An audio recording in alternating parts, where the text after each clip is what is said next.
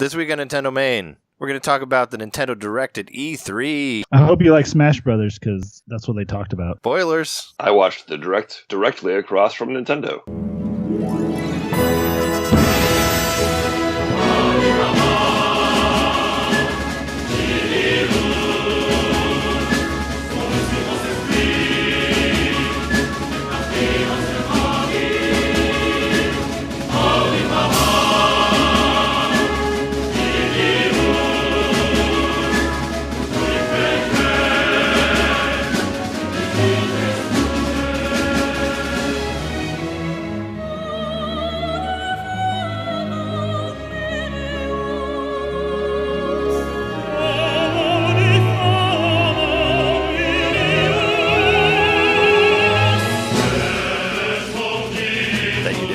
Welcome to NintenDomain Podcast, episode 125. We are here to talk to you about Nintendo stuff, and Nintendo-related things and all that fun stuff. But this week, this is E3 week, so we got a lot of shit to talk about. There was a Direct, of course.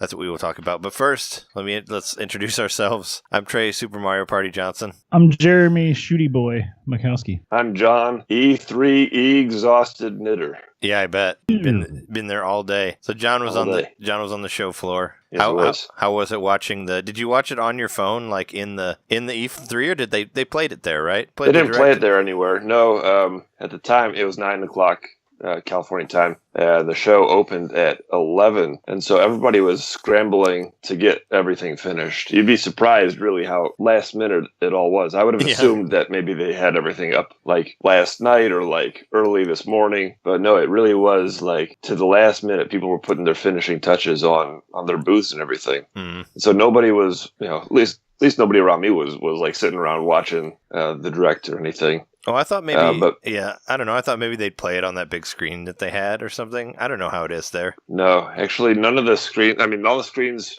they really didn't come on until just, maybe a half hour before the show. Mm-hmm. Up until then, there were all the giant screens they had up were like test patterns, and it was like some kind of QA testing for the screens going on. So, no screens, no audio, no nothing. But me and my friend, who I was there with, Casey, we were watching on my phone at our booth, and got the E3 scoop right there with Nintendo right behind us. Yeah, I always wondered how they did that, like if they actually showed the Direct like on the floor, or if they just, I guess they didn't. I always thought that they would just because they have that huge screen and all that shit, they could just be like, here's the Direct that's playing right now, but I guess they don't at all. So you gotta watch it on your own phone. Because anybody who was in there was all like setting up their presentations. There was no like general people there, not even like the general entertainment industry, or it was just like people there setting up their booths. So they were all working. Yeah, that's crazy.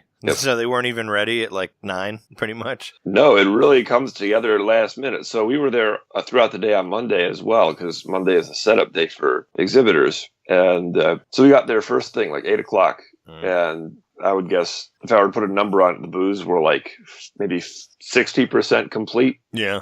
70% complete maybe, but there was a lot of like parts laying around, definitely curtains up everywhere. And as we came back throughout the day, because we came back later in the evening, it was like, oh, they've made some visible progress. And then we came back again this morning at 8 o'clock, and I was just surprised. Like, I would have thought they would have had everything wrapped up and put a bow on it, but no, it was like still coming together really until probably about 10 o'clock was when it started to look like the show had ultimately looked like. They didn't turn the music on or the screens on until about 10:30. And so I was sitting there as everybody was like all scrambling, driving forklifts around and lifting things, doing construction. I'm just sitting there watching the Direct. Yeah, it's crazy. Yeah, it's weird. You felt like a real VIP. But then after that, the curtains rose and they talked about whatever they talked about after that. Pokemon, yeah, so or whatever. They had a giant white curtain around the booth. I was like checking back to see, did they bring the curtain down? Did they bring the curtain down? Mm-hmm. There was a giant white curtain, and they kept it up all the way till about 10:30 or so. Maybe 10:45, I don't know. But when the curtain came down, it was like, oh, I can finally see. It did not come down until pretty well after the Direct was finished. Yeah, crazy. But then they had their treehouse thing, right? Did you see like Bill Trinan like hanging out and like all those people like sitting around playing games? Or how was that? Not this time, because the treehouse, the previous time I was there, it was down on the floor. Mm-hmm. And so you could like kind of crowd around and watch and see what they were doing. Yeah. But this time it was up on a second floor. You could see it. Oh, okay. It's kind of like above the main playing area. Oh, okay. So it was like closed off this time. There wasn't. Yeah, so it was like kind of secluded, probably for like noise reasons and all that, I'm sure. Like, so it's more like. Well, it was like not even like closed off for noise. It was open. Imagine like, it was a second story. There was, a ledge there. You could see what they were doing up there. I could see Sakurai up there and all that stuff. Oh, you But saw Sakurai. I saw him. Yeah, from afar. Were you? But definitely, like, there was a staircase going up, and you weren't allowed to go up if you were just a regular Joe Schmo. Were you carrying your glove around? Or are you doing that tomorrow? Later in the day, I was carrying the glove around. Yeah. So, yeah, I actually found it was actually a good marketing tool for our booth. I decided, to attract some people. I just put the glove on. I had like 5 people come by immediately. Oh, what's that? Oh, some people didn't even know what it was. You're like, thought, I was developing some weird glove. Yeah. You say like, this is my new prototype. Would you like to kickstart it? It's Yep. It's called the Glove of Power. Would you like to pay me money for it right now? I will make one for you. It sort of works for the NES. You ever heard of the NES? No, yeah, right. That's funny. You can hook it into your iOS and you can play Android games with it. Whatever. Yes. That'd be funny. Yeah, you could use it as a mobile thing. Yeah. So you said you saw like mostly panels today, right? You didn't get to play a whole lot. Yeah, I didn't play a whole lot today. Basically, I saw 2 panels. I saw Penn Jillette and Randy Pitchford from Gearbox Games. Penn Jillette of Penn and Teller, and so I'm a fan of Penn's, and I thought, I got to go see that. All right, so they were there pitching their new game. They have a Penn and Teller VR game, and they did a couple. Actually, Randy Pitchford did a magic trick. I guess he was a magician. I didn't know that. And Penn was kind of critiquing him like he does on his show. He's got a TV show where he critiques Bullshit. magicians and tries to figure out their not that show. Fool Us. Fool Us. Yeah. So that was cool. That was about half an hour, and after that, I saw Davide. What's his last name from Ubisoft? The guy who did Rabbids. Oh, okay, yeah. It was Davide Soliani and Grant Kirkhope. Yeah, they did a panel with Jeff Keighley as the host. Okay, about the music of Mario plus Rabbids. So that was interesting to watch. And they did a live performance of the Donkey Kong theme on the ukulele, and everybody sang along. It was fun. Oh, okay. The Donkey Kong, the DK rap? They didn't do the DK rap. No, they did, what's the Donkey Kong Country theme? That's the one. That's the one, yeah. Yeah, Grant Kirkhope, I think he wrote the soundtrack for Conquer also. I know he did a bunch of Rare stuff. Did he write The Great Mighty Pooh? Actually, I think think that was Robin Beanland. But they talked about that song.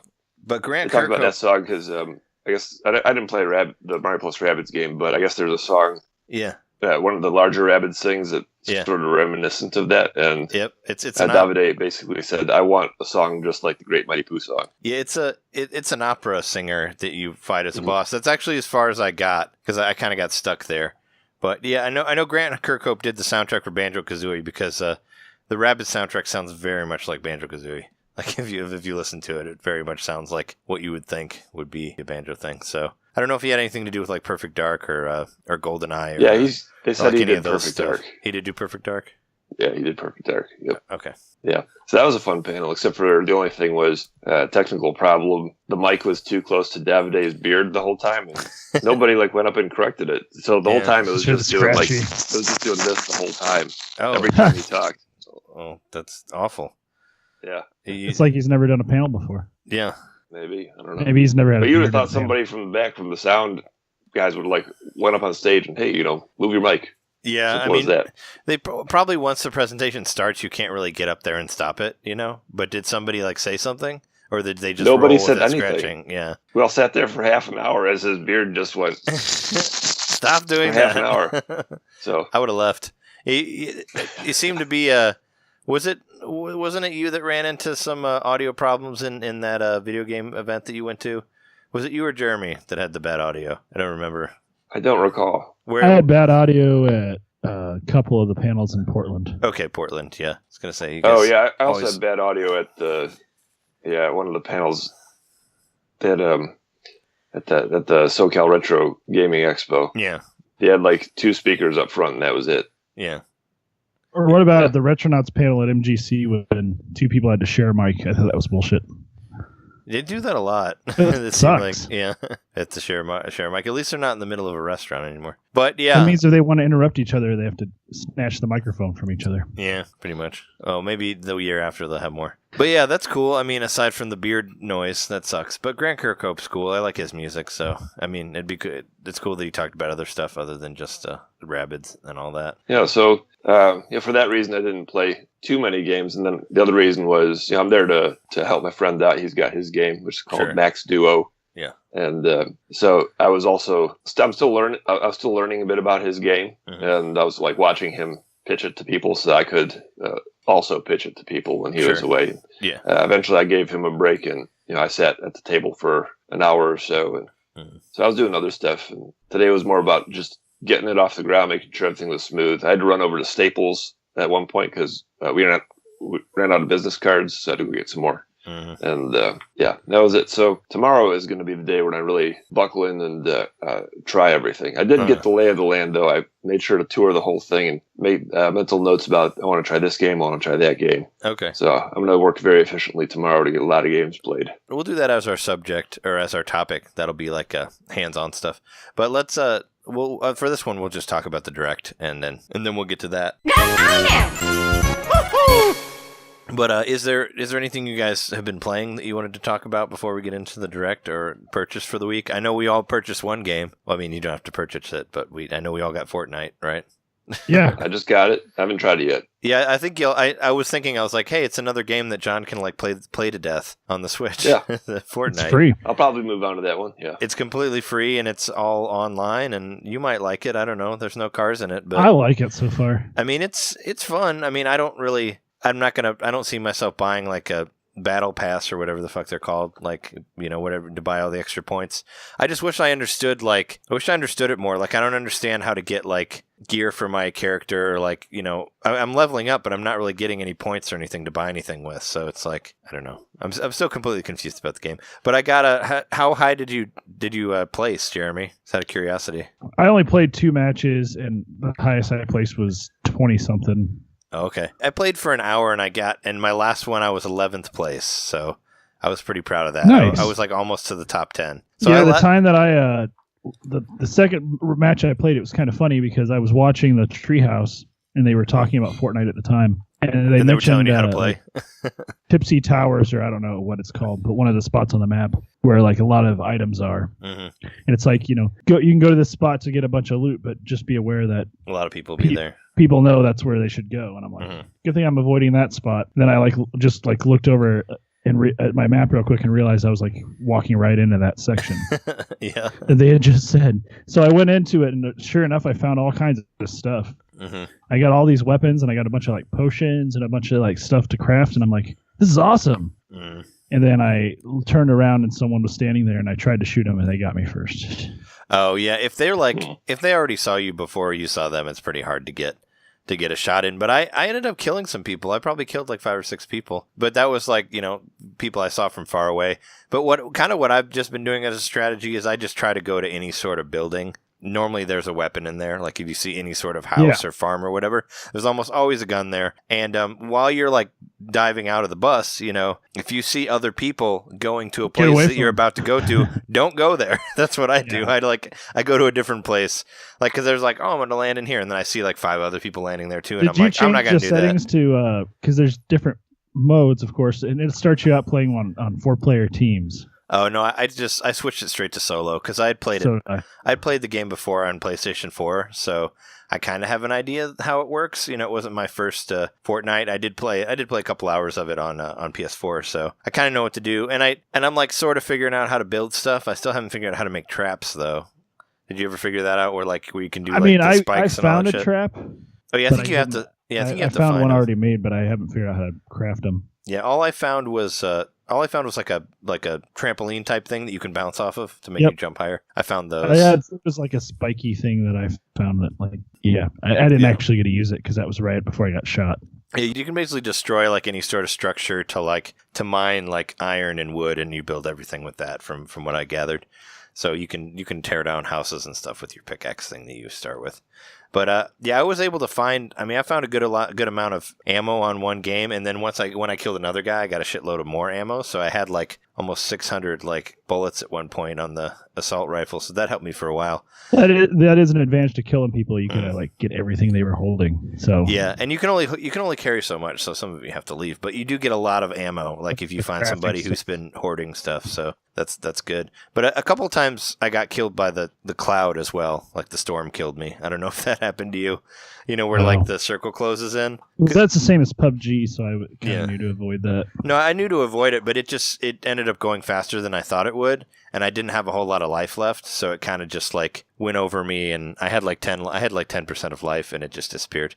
So I died in the storm a couple times, because sometimes if you're not paying attention or watching the time, like I didn't realize like how quick it moves. And, you know, how far I was from the actual circle and all that. So a couple times I got killed without it. And a couple times I got killed just from, like, falling from a high spot. Like, I'd make a really giant stair and, like, you know, like, build a ladder to heaven and then just fall down and die after that.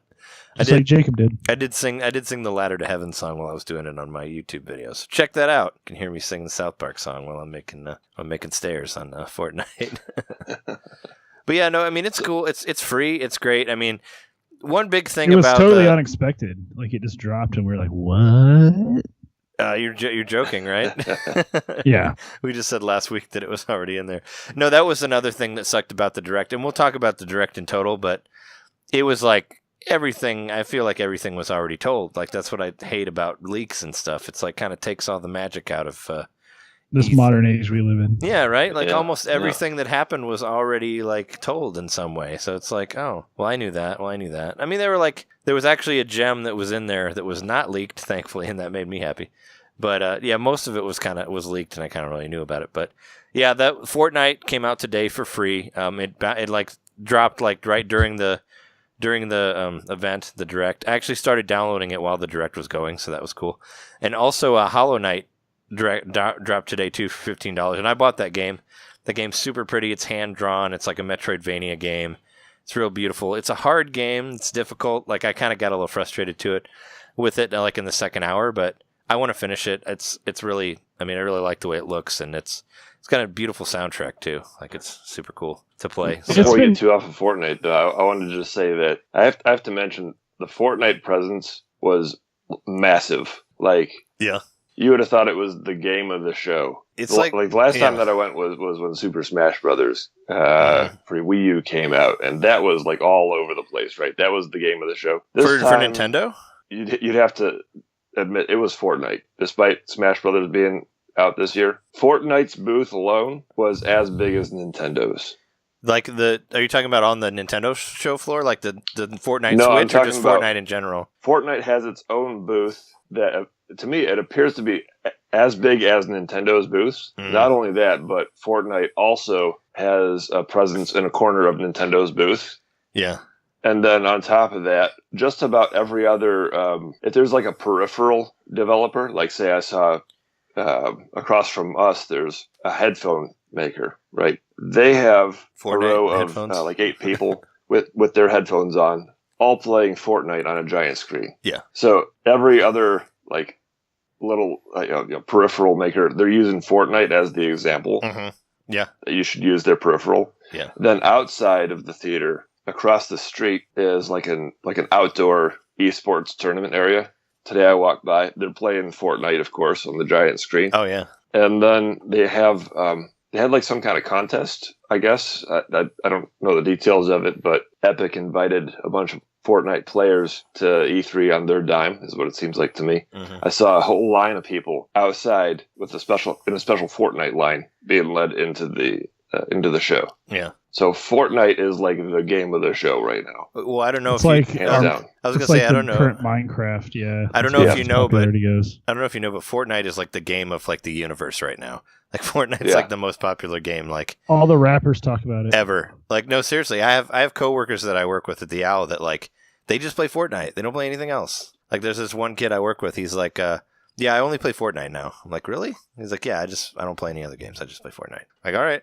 Like people fucking love that. And if you ever get on Twitch, Fortnite is the highest like streamed game. Like I follow a lot of Twitch people on Twitter, and they're always streaming Fortnite. I even see people that are like I don't want to watch Fortnite anymore. Anybody streaming anything else? But, like, everybody's streaming Fortnite, it seems like. You should try that as, like, one of your things for your stream to say, like, hi, this is Trey, I'm not streaming Fortnite. I actually did. No, I actually did. I've commented. Everyone who says they don't want to watch Fortnite, I've commented on their Twitter, telling them that I don't stream Fortnite, so you can watch me. Except you actually do. I did today, yeah, so I'm a liar. But before that, I didn't stream Fortnite, but I did stream Fortnite today, and I got like 10 followers, or 10 viewers, so, whatever. If we ever figure out how people to like it. squads, I do want to do like a split screen video of it, because I think it'd be a lot of fun. Yeah, no, we totally should. We could maybe try to do it after we record here. But yeah, it's out for the Switch. Fortnite is fucking huge. Like, everybody loves it. I can't wait to hear like what you think of it, John. Like, I think you'll probably enjoy it. I mean, it's the battle royale thing that everybody's been talking about, where you get dropped onto an island. You have nothing. You got to gather whatever you can get, and you basically fight your way to survive. There's a storm like moving in, so like every like however many minutes, like the circle will get smaller until there's only a few of you left, and you're stuck in the middle circle.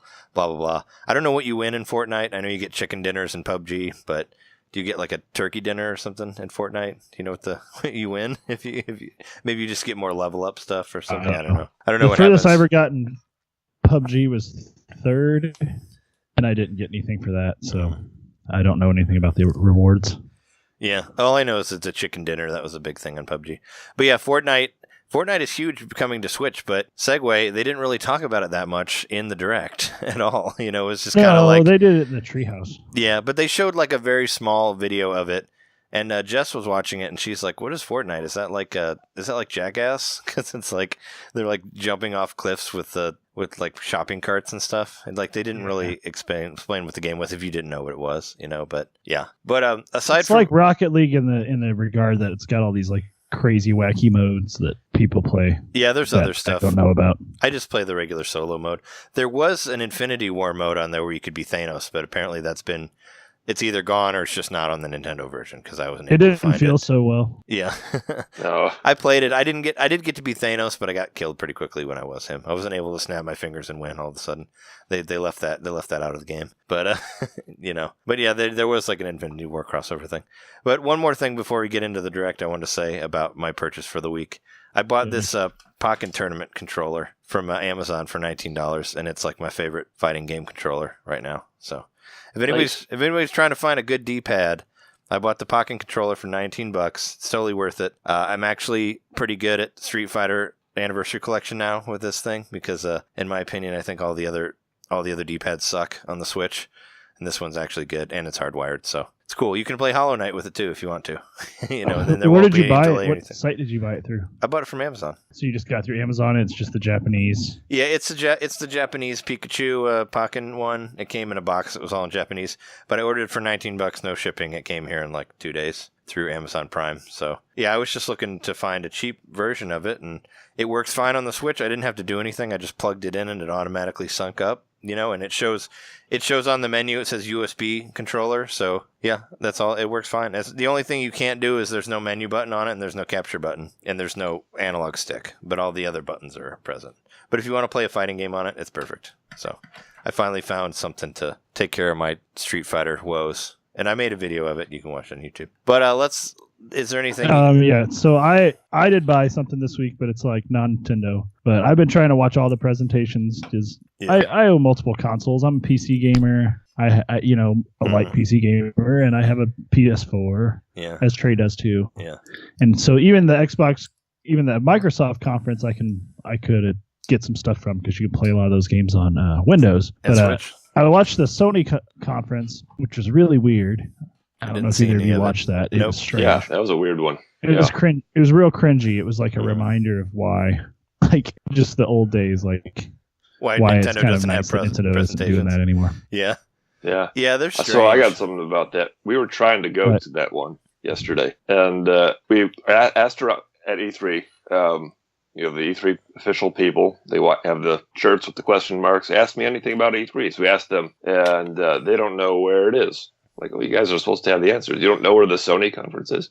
But we asked like 5 different people. Nobody could tell us where it was until this one lady, as we were asking, not even the official E3 person, just a nice lady, piped up and she said, well, typically they've been having it at the Shrine Auditorium over at USC, the school. So, okay, just off of her hint, I looked it up online, and yeah, typically it was at that Shrine Auditorium. So he said, all right, let's go over there. Let's check it out and just see if it's there. So we went over there. It was not there. We even ended up coming back later on in the evening just in case, those people were trying to fool us or put us off just because they don't want a whole crush of people coming over and trying to get into the Sony conference. But no, it wasn't there. And where did it end up being? I don't know, in some tent somewhere. So basically, yeah, it didn't exist. They made a big tent that looked like it. They made a big tent that looked like a church. The Church of It Sony. looked totally like a mega church where it had like the stage and like the spot where the choir could stand and like the screen in the back. It looked like a church. Like they even commented that it was a church. Wow. Yeah. So yeah, it was weird. Yeah, we couldn't find it. I didn't see it. I just thought it was so strange. Nobody would tell us where it was. Yeah. Was it like a private thing? Like, did you have to have a special invitation? Is that like why nobody knew? You had to have an email. You had to have a special invitation, which I didn't sign up for. We were just trying to find this thing. Who knew that we would have such trouble? It's really weird that E3 is like so spread out that you wouldn't be able to find a presentation. I don't know if it's like a room, I guess, that's hidden, or I don't know how things are set up there. Maybe it's a really big center or whatever, but it's crazy. It's a huge convention center, yeah. But also across the street is LA Live, which is they have the Staples Center, they have the Microsoft Theater, and they have another theater, like a smaller theater called the Novo. So it's almost like the convention center plus a convention, a collection of other smaller venues, right? All in one location. If you've never been to LA, that's what it is. And I guess typically Sony had their conference off-site, so at the USC, but this year they had it in a giant tent for who knows what reason. Right, so they built their own convention center.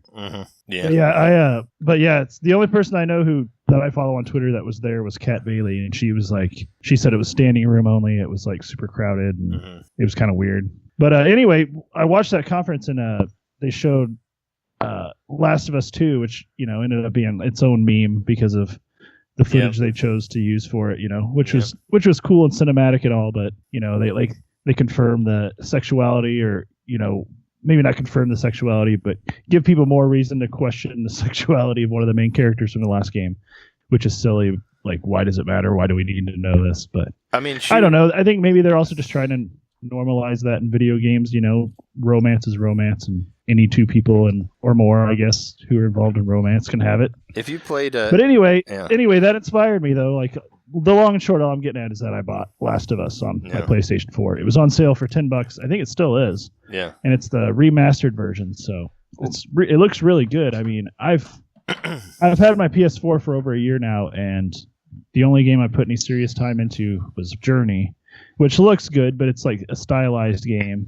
And a lot of stylized games just look good because they're not trying to, push any the specs of the console as much. But The Last of Us really, it looks great. It looks like way better than, I think it looks better than Horizon Zero Dawn, which everybody said that game was like really great looking, and it looks okay, but The Last of Us just looks really good. It's like it nails the post-apocalyptic look really well of just junk everywhere, and really like kind of a moody, cloudy environment, and like all the ruins. The ruins are so cool in it so far. I haven't gotten too far, but I love like coming across I came across 2 like skyscrapers that are like leaning against each other because they like got bombed, and they're just like supporting each other, but they haven't fallen over. Like stuff like that, or like an exit ramp for the highway, and it's just like all blasted out, and the signs like laying on the ground, and it's pretty cool. And it starts out like, I don't know if either of you have played the game, but it's a very cinematic game, and how it begins is kind of like, what the fuck? It just like kind of like, oh yeah, no spoilers for on a 6-year-old game, but it does really kind of like rip your heart out real early. Yeah, no, I played all the way through Last of Us, and I played all the DLC, and Ellie's like homosexuality was completely already represented in that DLC, so None the of that DLC? None of that stuff should have surprised anybody. Because she has like a girl. She has like a girl that she hangs out with in the DLC, and it's obvious that they like each other. So I mean, anybody who's surprised by that part I don't know, didn't play the DLC, I guess. But yeah, no, that's a cool game. It's worth $10. I played it all the way through. Yeah. You have a lot of you have a lot of stuff waiting for you that's actually a lot cooler than what you saw at the beginning. So yeah, I'm just saying you have a treat left in there if you get all the way through it. But yeah, and it came with all the DLC too. Like that's all included. In, because it's like a ultimate edition, so to speak.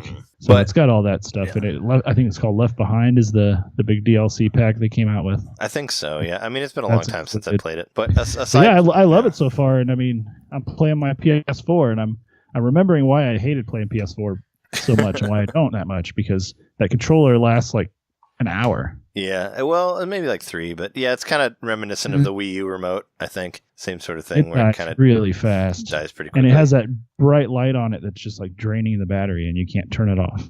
Yeah, and if you're playing in the dark, it reflects on your TV and all that, and it's annoying. But let's get to the Direct, just because. Whoa! Why are you assuming that I got nothing? I don't know, because you never get anything. Because you don't get anything normally. I got something this week. Yeah, I got a TV. Oh, you bought a TV? Oh, I got a TV. I got one for free.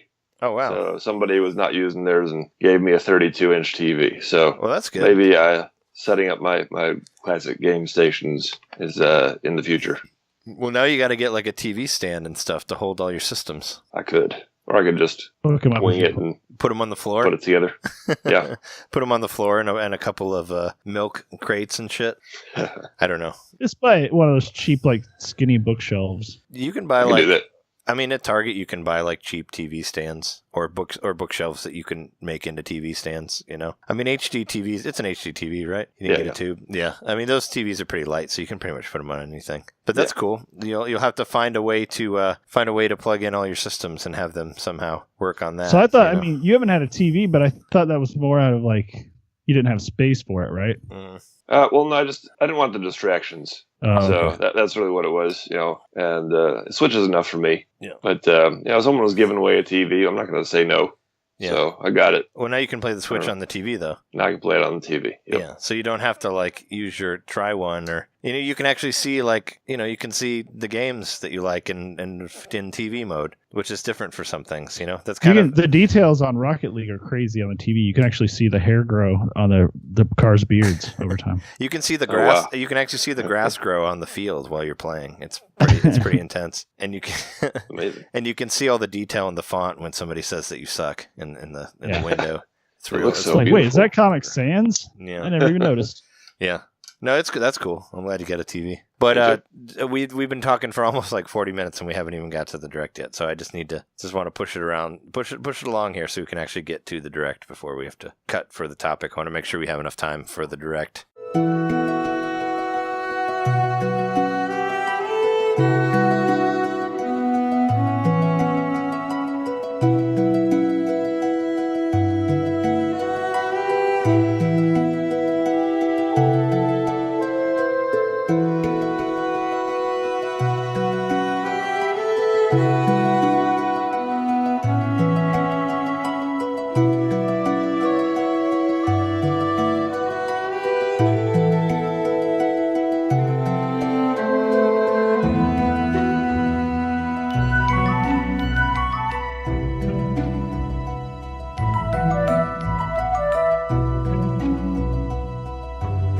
Watched the Nintendo Direct today.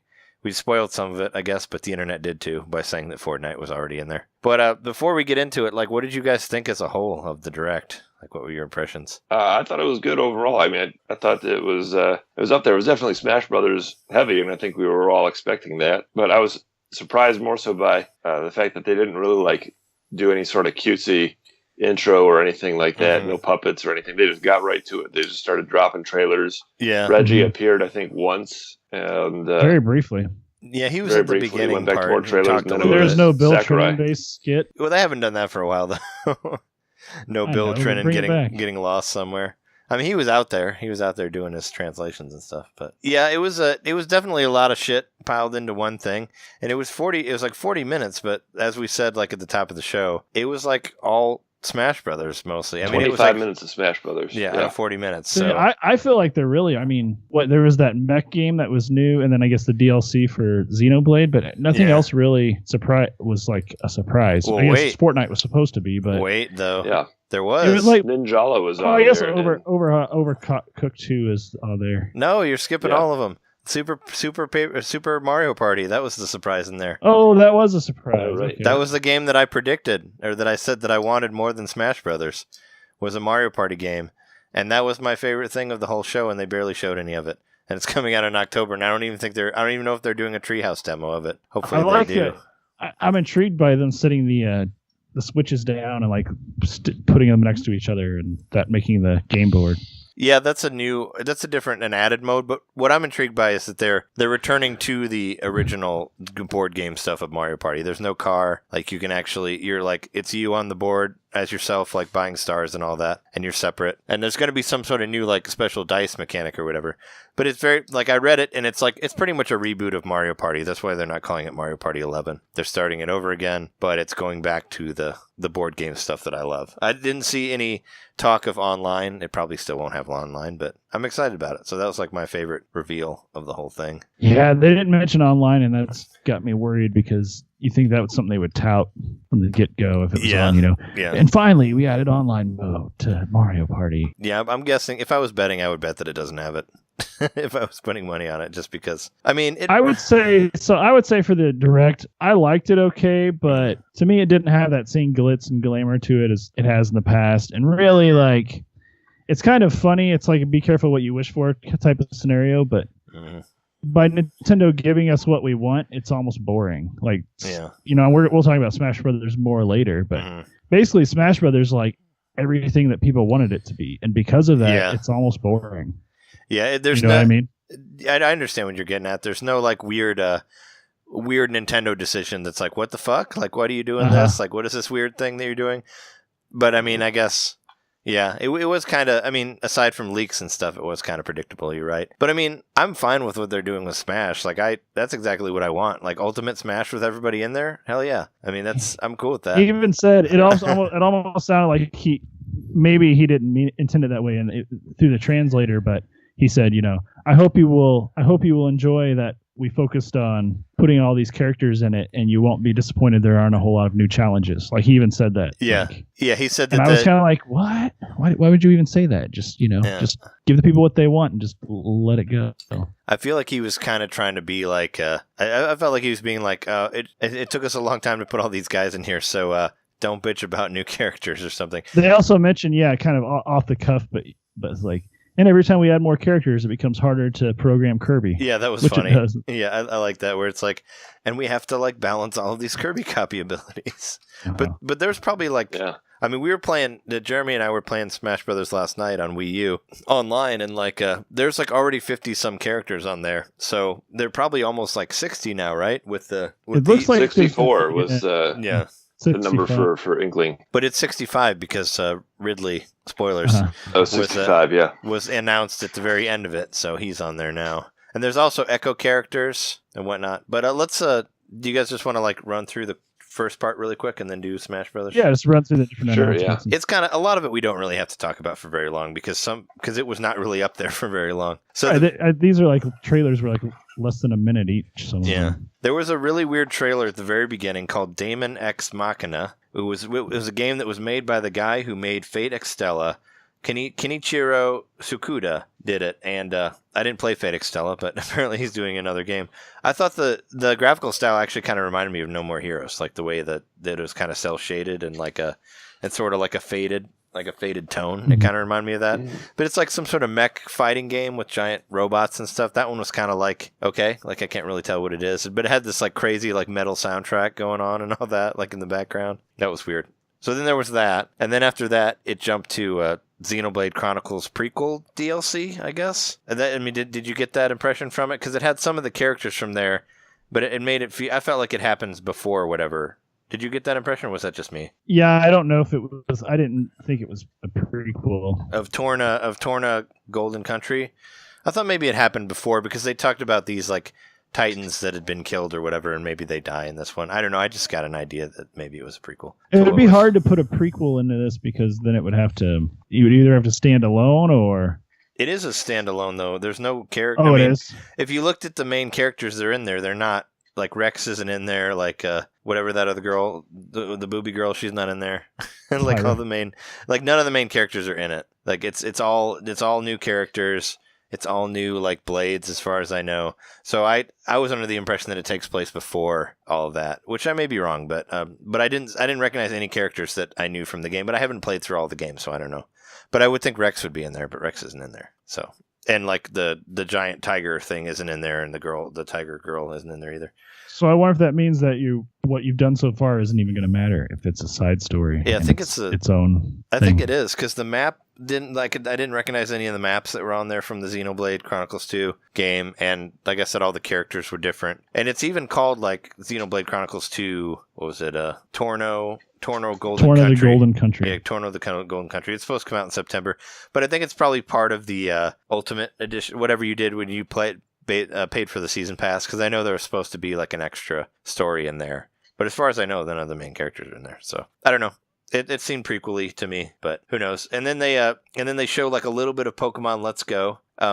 They say that you get Mew if you buy the Pokemon Plus, if you buy the Pokeball Plus controller. That was a new thing that we hadn't seen. And then they jump past that. They show Super Mario Party, and apparently, yeah, you can play with two Switch screens. There's like a mode on there like that. So you can kind of do like what John was saying, like have them like put it down like as a board, which they did a little bit in Mario Party 10, but now it's like without amiibo, thankfully. So it looked cool. They were playing some mini game where they were on, tanks, and you could go from one, go across the screen to the other screen, and it affected the shape of the battlefield, and I thought that was pretty cool. Yeah, it kind of reminded me of that old tank, that tank battle mode from like Mario Party 2, where you're like the 3D where you're shooting the tanks except top down instead of like behind the tank. Kind of reminded me of that game. But yeah, it looked like there was a lot of like motion control stuff in there still. Like, people like wiggling the Joy-Cons around in there, but I'm fine with it. I'm happy to see a new Mario Party game for Switch, so it's a definite buy for me. Looks like Rosalina's returning. Yeah, she is in there. And Bowser's in there too. I know you can be a Goomba in this one. Yeah, there's a Goomba, so that's interesting. I don't think he's been a playable character before. Not in anything besides Odyssey that I can think of. I feel like a lot of the special stuff costume in a Mario Maker. Yeah. I feel like a lot of the stuff that was unveiled in the Direct was like stuff that's coming out this year. But there was a couple things that aren't. Like the next thing, they unveiled Fire Emblem finally, the Fire Emblem for Switch. Didn't really show a whole lot about that, but they kind of like, gave you the graphical style. Thankfully, it's not called Lustrous Daybreak or whatever. That some idiot like fake leaked it and said that was what it was called. It was like the stupidest name of all time.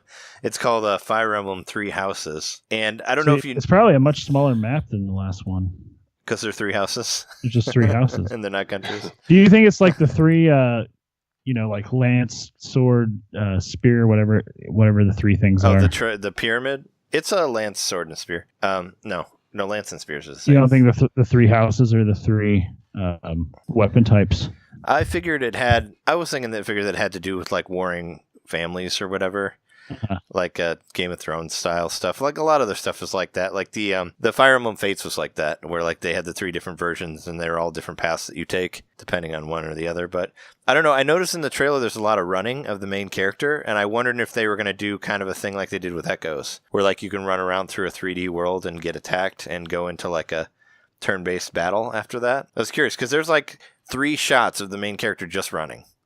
Which I was like, why are you showing that? Is it because you don't have enough footage, or? But I mean, it looks cool. I mean, this is the first console Fire Emblem we've had since GameCube. So I mean, the graphics should look pretty good, for it. But yeah, it looks really good actually. It piqued my interest. I might get this game. Yeah, I mean, it's turn-based strategy. I don't know if you'd be into that or not. It's kind of like RPGing, but more chess type stuff. Yeah, but I don't know, the whole thing. Like you can apparently walk around freely and go into towns. Like, I don't know, it looks interesting to me. Mm-hmm. Yeah, they didn't show a whole lot of it, and it doesn't have a release date yet, but it's not coming out till next year. So I was kind of surprised they showed it, but I guess they wanted to say like, here's what we got so far. We got a name. It was like spring 2019, I think is what they had for it. So there's still some time to wait on that one, but it looks nice. It might not be out we saw next E3. Yeah, you're right. It might not. No, probably, because E3 will be summer unless they unless they delay it again. But yeah, it looked cool from what we saw. We didn't really see a whole lot of it, so it's hard to really say on that. Then you get a really quick trailer of Fortnite with them running down with, their shopping carts and whatnot. That's out today. We talked about that already.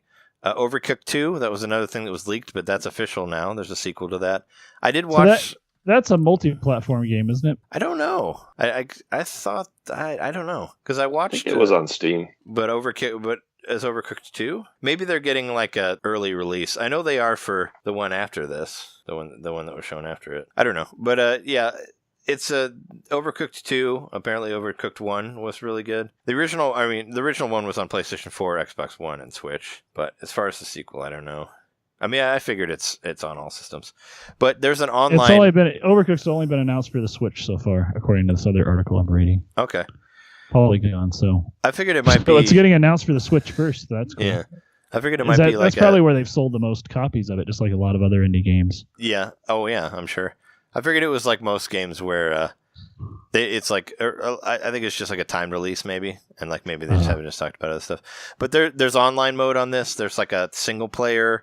I watched some of the demo stuff from Treehouse, and it actually looks really cool. There's like a map. Oh yeah, it looked really fun. Yeah, there's a world map like Super Mario World where you go around and you go to different stages and you play like in different kitchens, and like the kitchens are changing, and it looked like a lot of fun. Like I haven't played the first one, but I'll wait for the second one and get that one now. Yeah, one of these days I want to do like a thing where I play these cooking games and then tell you how they are compared to really being in a kitchen, because like this, I don't think most games don't at all, and they're not going to. But this actually, just watching that demo, it reminded me of the kitchen a little bit, like yelling at each other like for things, and like people taking your stuff when you don't want them to, or so after work, would you come in the home wrong and place. Play this game after work? Well, I've never played the first Overcooked, but this one intrigues me. But yeah, I'm just saying, like, it reminded me, like, they were making a salad, and she's like, I need that cucumber, bring that cucumber, and it's like, I've totally been on a line before where I've been making something, and I'm like, where's the cucumber? Hey, I need those cucumbers. Where the hell are those cucumbers you said you were gonna cut up for me? Like, yeah, right. That happens, man. It's kind of cool. Like, and you get like frustrated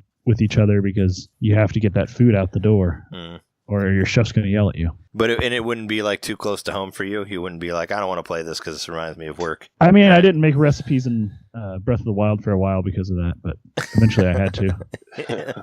Well, all you have to do is just cook those hardy mushrooms and you're fine. Yeah. Or the hardy radishes. That's all you really need to make in that game. Don't bother with anything else. But yeah, I mean, it looked cool. Like I really like the online multiplayer, like the online co-op, so that's cool. And yeah, it looked like it'd be a lot of fun. It's a 2-player game, and it's cool that there's like a 2-player story mode on there of sorts, like an adventure, whatever. So I'm into playing it. It's I think it had a release date for like August, right? Or something. Yeah. It's like kind of around the corner. August 7th. Yeah, so that was interesting. But the other one, this one was leaked too, but the one after that, Killer Queen, which is a game that you can play at the Logan Arcade, which we is an barcade next to or close to my apartment. Yeah. This one did surprise me actually, because yeah, I don't know, I didn't expect to see it on consoles. I thought this was going to stick to the arcade, the niche market of the arcade where it was created. Yeah, right. And this one is coming to Switch first. They did say that, like it's like a timed exclusive, so that's pretty cool. But yeah, it's an 8-player game, so it's like a, I guess, online 8-player game, 4 versus 4. And I've been really intrigued by it. They have like whole leagues for Killer Queen, like at Logan. Like it looks like a super amped up joust. Kind of. It's a huge game. Like people fucking love that game. Like it's almost like, I mean, not like Fortnite levels, but like for like barcades, like people love the shit out of that game. I always see people playing it. They have like league nights where people come in and compete, like on it. They're playing on these like 80-inch screens, and yeah, and it looks, some of the cabinets are like 2 screens, and there are people on opposite sides. Yeah, they're split where there's like 4 on each side, and yeah, and you're like there's like you have different classes that you play as, right? Pretty much like each different character does a different thing. Like one person's protecting the queen or whatever. I haven't played it, but I'll totally play this one. I'll play Killer Queen on the Switch, and I don't have to go to the arcade and play it. And if it's got online mode especially, which I don't know if it will, but oh, it does. I mean, it would have to. How else would you play 8-player? You'd have to find. Oh, you're right. You'd have to find 7 other people with Switches to come to your house. Like, this wouldn't be possible, I mean, maybe you know a lot of people with Switches, but it's just not really practical. I'm pretty sure they said online multiplayer. It'd be silly if it wasn't. But yeah, that one kind of like, was like, oh yeah, there it is, Killer Queen Black. I mean, I don't know. It's that just had a 2018 time. It didn't have an actual day, but yeah, it looks cool. I mean, I like the way the HD sprites looks really neat. Be interested to play it. And then Hollow Knight was announced after that. Has all the DLC. $15, pretty cheap, fun to play. I talked about it earlier. They talked about Octopath for a second. There's going to be a new demo that comes out when it releases on the 13th. I'm buying the game, so I don't need to worry about the demo. Yeah, which lets you pick up where you left on the last save, which is crazy. I don't know if I've ever had 2 demos of one game before, especially like that would synchronize with each other that way. Oh, do they? I didn't read that. I didn't read that. Yeah. Like the demos do, or the game does too, the full game? Well, all of it. So the second demo would let you pick up where you left off on the previous demo until this demo's done. Okay. But all you would carry over. Oh, well, the what was it? The Bravely Default games did that to a point. Like you could carry stuff from your demo over to the regular game. Well, no, I know that, but I'm saying this carries one demo over to the next demo. Oh, that's so it's that's 2 weird. separate demos that offer. The second demo offers more gameplay and lets you continue what you did in the first demo. But you get to keep your 2 characters then, right? Or you get right. to. Well, they don't really. I mean, they don't really meet. No, they do meet up. When they meet up, it like ends. But you can carry them over, like, and then be a part of whatever. That's cool. I didn't know that. But yeah, I'm still excited about Octopath. It looks super pretty, and it's just around the corner. It's like it's like about exactly a month away from now. So we got that coming up. Oh, and there was the other Octo surprise news. Yeah, that wasn't in the direct, but I guess we could mention it. If you want, well, in the Splatoon, well, it was in the sizzle reel, right? No, it was in the Splatoon 2 competition is when it was announced. Oh wait, are you talking about the Splatoon stuff? Yeah, it was in the sizzle reel. Oh, the sizzle reel they showed it, but they didn't show the release date until they didn't announce the release date until the competition. Yeah, so I watched the Splatoon 2 competition, and the main Splatoon guy in his lab coat came out, and he announced that the whole Octo expansion is coming out tomorrow. So they jumped the gun. Nice. Yeah, so now it's out. So yeah, that's cool. So now I have to like beat the single player on Splatoon so I can get the Octo expansion for tomorrow. That's what I was going to try to do if I can. But yeah, that was a cool surprise where he's like, "Oh hey, we're dropping it early. It's coming out right now." Or right now is in like tomorrow. He said something along the lines of, "Can you please just wait one more day?" Yeah, but that was a nice little thing at the end of the Splatoon championship where he's like, "Oh yeah, Octo expansion coming out now." So that's dope. I mean, I like that they're still adding stuff to it. And there's it looked like there were some new weapons in there too that they had showed that are going to be added. Oh yeah, and new amiibo also. There's new Octoling amiibo coming out as well. So there was that happened.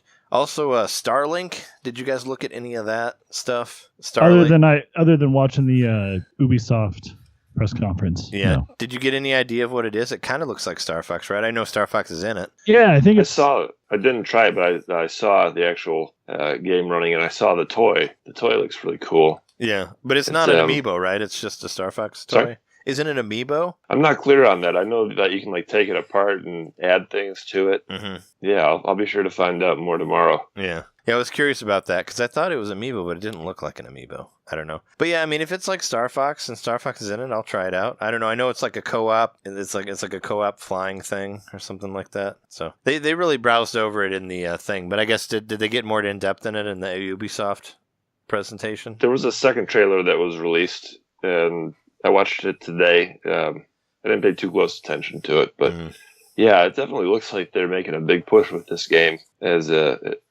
new IP, and I think the style looks really cool too. Mm-hmm. It's this detailed sci-fi world, but it's kind of cartoony. Looks a little Fortnite-y. Mm-hmm. Yeah, I'm into it. I'm on the line. They got to reel me in, but I'm on the line. Were you surprised at all that Star Fox Grand Prix wasn't announced? Because I wasn't. No, not once I found out Starlink. Not after that. I was like, yeah there's no F-Zero. I was pretty sure that wasn't real.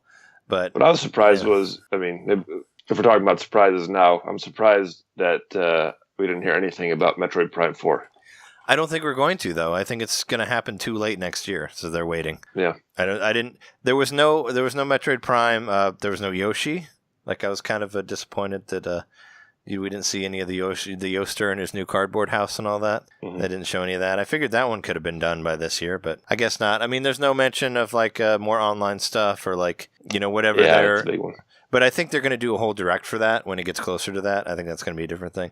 That's the thing about Nintendo. Like, they do so many directs every year that it's like they can kind of spread this shit out. Like, they don't need to show all of it at E3. You know, they've kind of gone with the approach where they're like, let's just demo one game really, and they're just pushing Smash Brothers, because that's their big Christmas game, which we found out in this direct is coming out in December. Which so in a way, that's good because it used to feel like, when you were a kid, when it was the day after Christmas, you're like, oh man, Christmas is going to be another year away. That's how I used to feel about Nintendo's E3 presentations. But now I'm just thinking like, they're going to do a direct in 2 months and it's going to have new stuff in it. And it's going to be, there's not going to be a whole bunch of like glitz and glamour surrounding it. It's just going to be pure information in that Nintendo way. So that's how they do things. So E3 is cool, but it doesn't make or break things anymore. I don't think like it used to. No.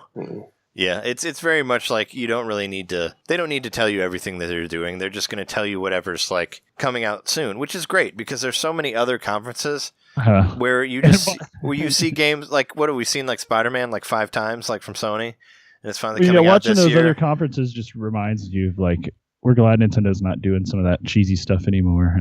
What about Booth Babes? I was going to ask you, John. Like, is Booth Babes even a thing anymore? I thought they didn't exist anymore. I mean, there's definitely attractive people representing the games, but it's not just like as far as people being like sexed up and bikinis and that kind of thing, I've not seen too much of that. There's like people who dressed as characters from the games, and the games happen to be, or not happen to be, are purposefully designed that way. Sure, but I don't think that there's Booth Babes as they once existed, right? I mean, I feel like they kind of got shut down a while ago, or people just kind of stopped doing it, like quite a few years ago, like at least 6 years ago, 7 years ago, I don't know, like where it's like because they had the girls that were like tied to DSs and stuff like that from Nintendo, and I feel like they stopped doing that a long time ago. Maybe when they like started opening it to the press or whatever, they stopped it. I don't know. Well, like when I was at the booth today, it to the public. I mean, there's attractive women there too, but it's not just women anymore. It's men are also booth attendants, and I don't think that it's a requirement that they have to be all attractive women anymore. Sure. Well, after Starlink, they did Arena of Valor, whatever that is. They skipped that. That's like kind of like a MOBA type thing or something, isn't it? I don't know. They went over it real quick. Doesn't really matter. I won't get it. They showed Donkey Kong for Mario and Rabbids. That comes out on the 26th of this month, so it's kind of around the corner. They showed some Minecraft stuff. They showed Minecraft guys swimming. Did you know about that? That you can do underwater stuff now, Jeremy? You've been watching Minecraft more than I have. It's in the expansion, yeah. Yeah, and the, what is it called? Like the litter box edition or something? Bedrock. Bedrock, okay. I don't know why I thought there was a box in there. I mean, it obviously isn't You're probably thinking of a box of Fruity Pebbles. Yeah, Bedrock edition. Yeah, so they showed it. And like one thing I noticed that was new was like just showing them swimming. So I'm like, oh yeah, underwater combat, right? There's going to be underwater, combat. There's new underwater enemies, and there's like temples underwater too. Oh, okay. Can you breathe underwater automatically, or do you have to like craft some sort of like scuba suit to go underwater? I think there's some sort of there's some sort of item that helps you replenish your air. Yeah, or you like craft like a snorkel or something like that. That I don't know. That makes sense. There's a flying suit too. Like it's basically makes you into like a flying squirrel. Oh, that's I can't remember what that suit's called, but yeah. So it's probably something similar, but for water, where you can like glide through the water faster or lose your air slower. And is that coming out this month or next month? This month. Okay. Yeah, it's like around the corner, right? It's like right at the end. Yeah. So yeah, there was Minecraft was shown real quick. Showed a little bit of Sushi Striker even, which is already out. It's like, oh yeah, Sushi Striker, it's out. Which I thought was funny on the topic of Sushi Striker. It's actually cheaper if you get it on 3DS and probably better. Is it? Because of the control. It's $40 on 3DS and $50 on Switch. Is it essentially the same game? It is, but I mean, I think the 3DS is probably the better version because it makes more sense to play it with a stylus than an analog stick to me. I don't think I'm going to get either one unless there's a sale, but I mean, it kind of makes more sense for 3DS. I just forgotten that. I was like, oh yeah, no, it's cheaper. It's like full price 3DS, so it's $10 cheaper on that. But yeah, it shows that. They showed Dragon Ball FighterZ, which is a game I really, really want to play. I haven't played it for PS4. I'm really excited for that coming to Switch. Even though I know a lot of people played it already, but I think people really want to play it on the go, of course. And I think it's a beautiful fighter. I don't really watch Dragon Ball, but I like fighting games and I like great animation, and that's both on there. And I was kind of mad that one was like super skipped too. It's just like, oh yeah, Dragon Ball Z FighterZ, boom, next thing. Like I think all they showed was the title. Like they barely even showed any of the footage whatsoever. They showed like Goku hit like one guy, and that was it. So, but that's on there. That was leaked also, unfortunately. Then there was like a whole bunch of stuff. It just kind of went through a whole bunch of really crazy stuff. Pixark, They did like that dance game, which is releasing for the past 3 Nintendo systems, which is hilarious. It's coming out for what's it called? The Ubisoft dance game. Just Dance. Yeah, Just Dance is coming out for Wii, Wii U, and Switch. All 3 of the last 3 Nintendo systems. Just Dance 2019, right? Yeah. The new Just version. Dance 2019 is coming out on Wii 2006. So, That's what Ubisoft led their conference with, was the Just Dance game. Did they? There's a huge dance number where like Of course. all the people in costumes started dancing like outside the arena. Of course they did. So there's a person with a panda head that was like the lead dancer, and kind of like he had the baton and everything like a marching band would have, the person in the front. And it's just a really like complex musical number that Ubisoft led with for Just Dance. Yeah. In fact, Ubisoft's whole presentation was like super good. Like compared to all the other ones I watched, it had the most like showboaty of all of them, and it managed to like, because they're such a quirky, silly company, like they can just be silly, and it's great. Yeah, I mean they do like Rabbids and stuff like that. So I just want to run through a couple stuff real quick.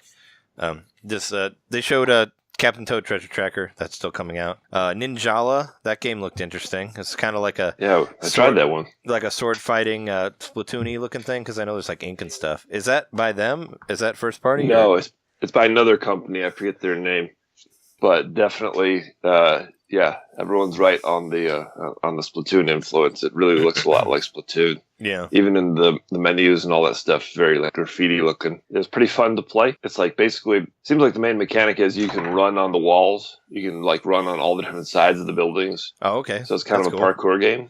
Yeah. But there's like a sword fighting-ish thing, right? Looks like you're fighting with the wrapping paper tubes. Yeah, you're fighting with these like inflatable looking like baseball bats, which they were giving those away at the show. You get an inflatable baseball bat. But so the thing is, I was having trouble understanding exactly like the core mechanics of the game. Still has me intrigued, but the lady was telling me you have to chew the bubble gum and like blow a bubble, and the bubble somehow is like the source of your powers. And I only played it for about 3 minutes, so I still don't have a clear idea exactly what the central idea of the game is. But I know that I was blowing a bubble, I was running around, I was hitting somebody with a bat, and I could run up and down the walls and so along you're just the a side of hyperactive buildings. child. Yeah, I'm a hyperactive child. That's exactly the point. Chewing of the game. gum, running around with the bat, running up and down the walls. Yeah. You get your sugar, you run up walls, it's a regular thing. Yeah, you should check out that one again tomorrow if you can, see if I'll get a better some more idea of it. information But on it. I still like it. My one critique was I thought the camera was it was too sensitive.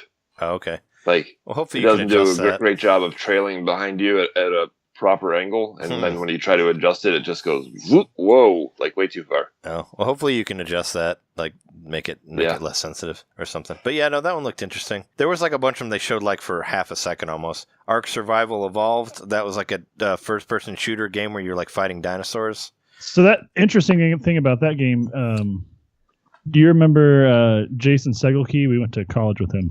Yeah. Is he working on it?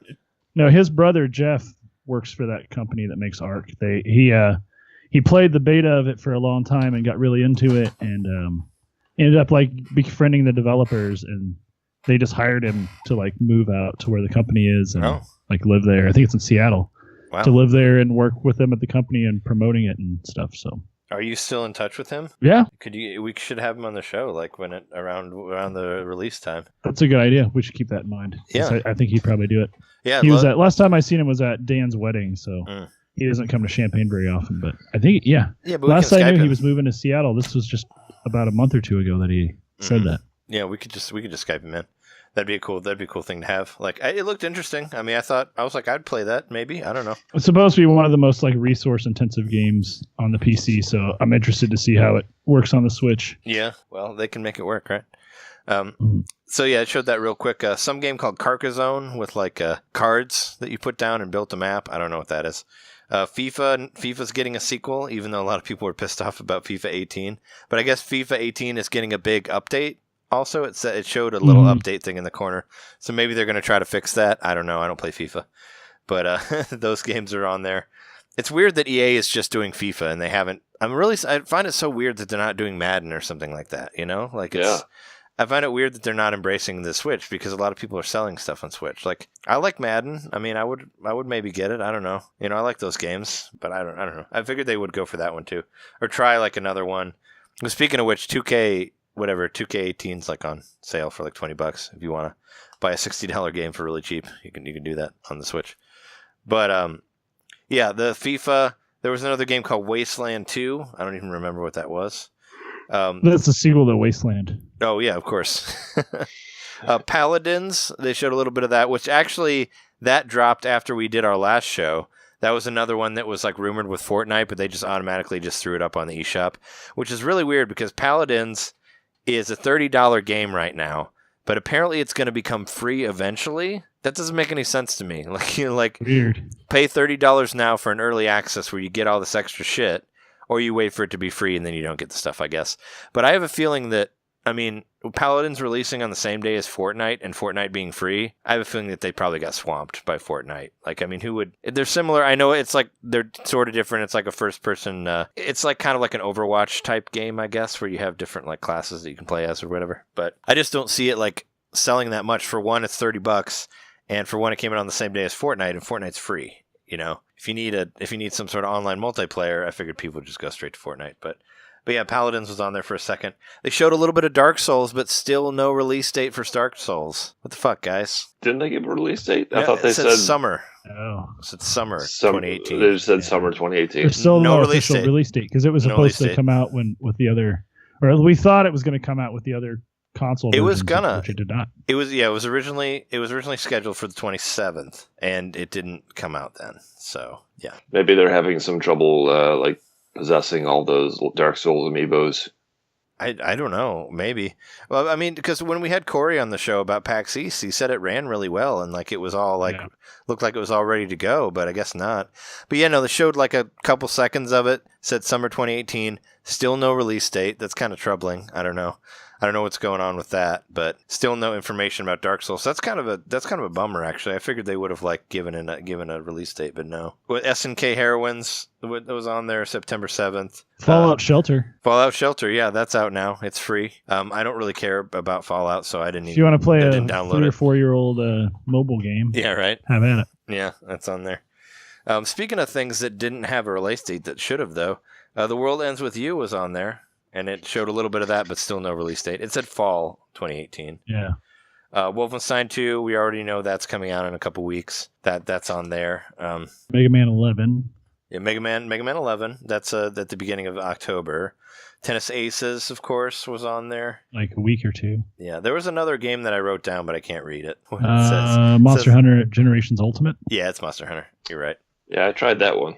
Oh, you did? Oh, you got to play it? I got to play that one. Yeah, it was just the first time I ever played a Monster Hunter game, so it was all right. I mean, you can. To me, it seems a little like hack and slashy, button mashy. Chasing. Not really. Yeah, it'll feel like it, but Monster Hunter games are like super complex. Apparently, it's like all about like it's basically about like fighting bosses over and over again, and it's all about preparing for each monster. And you can actually, if you get on your Japanese account, if you have one, you can get a Monster Hunter demo for the Switch. It's actually been out for a long time, and you can play it on your Switch. I actually still have it on my Switch. So if you want to play it at home, you can play it at home. The same, even before it was announced, there was a demo on the Japanese site, so you can go check that out. But yeah, Monster Hunter is an interesting game. Like, I have like 3 or 4 Monster Hunter games. I've mentioned it before. I can't really get into it, but apparently it's all about like the online multiplayer of it. And like preparing for your battles and like make sure you're carrying enough potions and you have to like sharpen your blades and make sure they're all sharp, and there's little cat characters that you can come around that help you. It's like, I don't know. I wish I could get into it, but I just can't. I figured maybe Monster Hunter World would bring me into it, but I just haven't. I don't know. I haven't brought myself to buy that game. But yeah, I got kind of the same impression from playing it. I felt like it was not a game that demos well. It doesn't. Like no. First of all, it was the impression that I was left with, was apparently the wrong one. That you just hit the button on the monster over and over again, which is like, why don't you just die already? It took like 20 fucking minutes to kill this.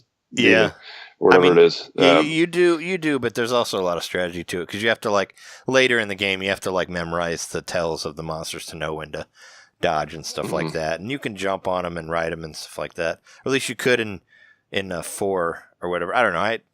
I lose track of which one's which, but there was stuff where there's aerial combat. There were also ones where you had like the one on the Wii. There was like water combat, like Monster Hunter Tri. You could like fight in the water on that. But yeah, it's Monster Hunter is a really hard game to get into. Like I find it really unapproachable. Like that's probably why I haven't been able to play it for so long. It's because it's like. And the other thing was there was a lot of menus and stuff, and like. Oh yeah, no, there is. Trying to tell me, this is how you assign. A potion to this button and blah blah blah, and I was like, this is too much to learn within this short time span. So yeah, it's I know it kind of time with it.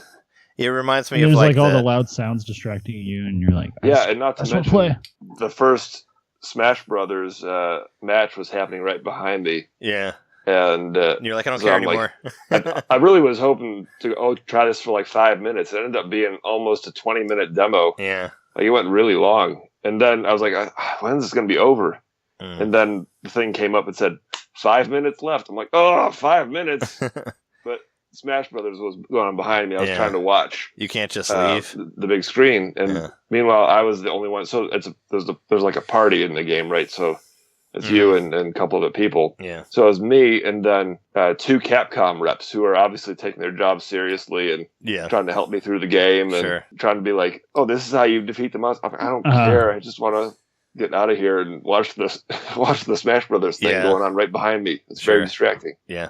So I understand that. I didn't enjoy it very much, but I can see how if I sat down with it for a little more, I might enjoy it, but I don't think I'll really care to. It's a hard game to get into because like. The basis of the game, I mean, a lot of Breath of the Wild was stolen from Monster Hunter to where, like, you fight monsters and you take, like, stuff from the monsters and you build new, like, equipment out of it that makes you stronger and you can go fight bigger monsters, stuff like that. That's basically the basis of Monster Hunter. And a lot of it has to do with, like, certain, like, items that you have to get from certain monsters to make certain things, and it gets really complicated in that way. So it's really, like, it's so not an approachable game. So you really have to have somebody who knows how to play it, like, kind of, like, ease you into it. That's pretty much from what I heard, and I think that's why I could never really get into it.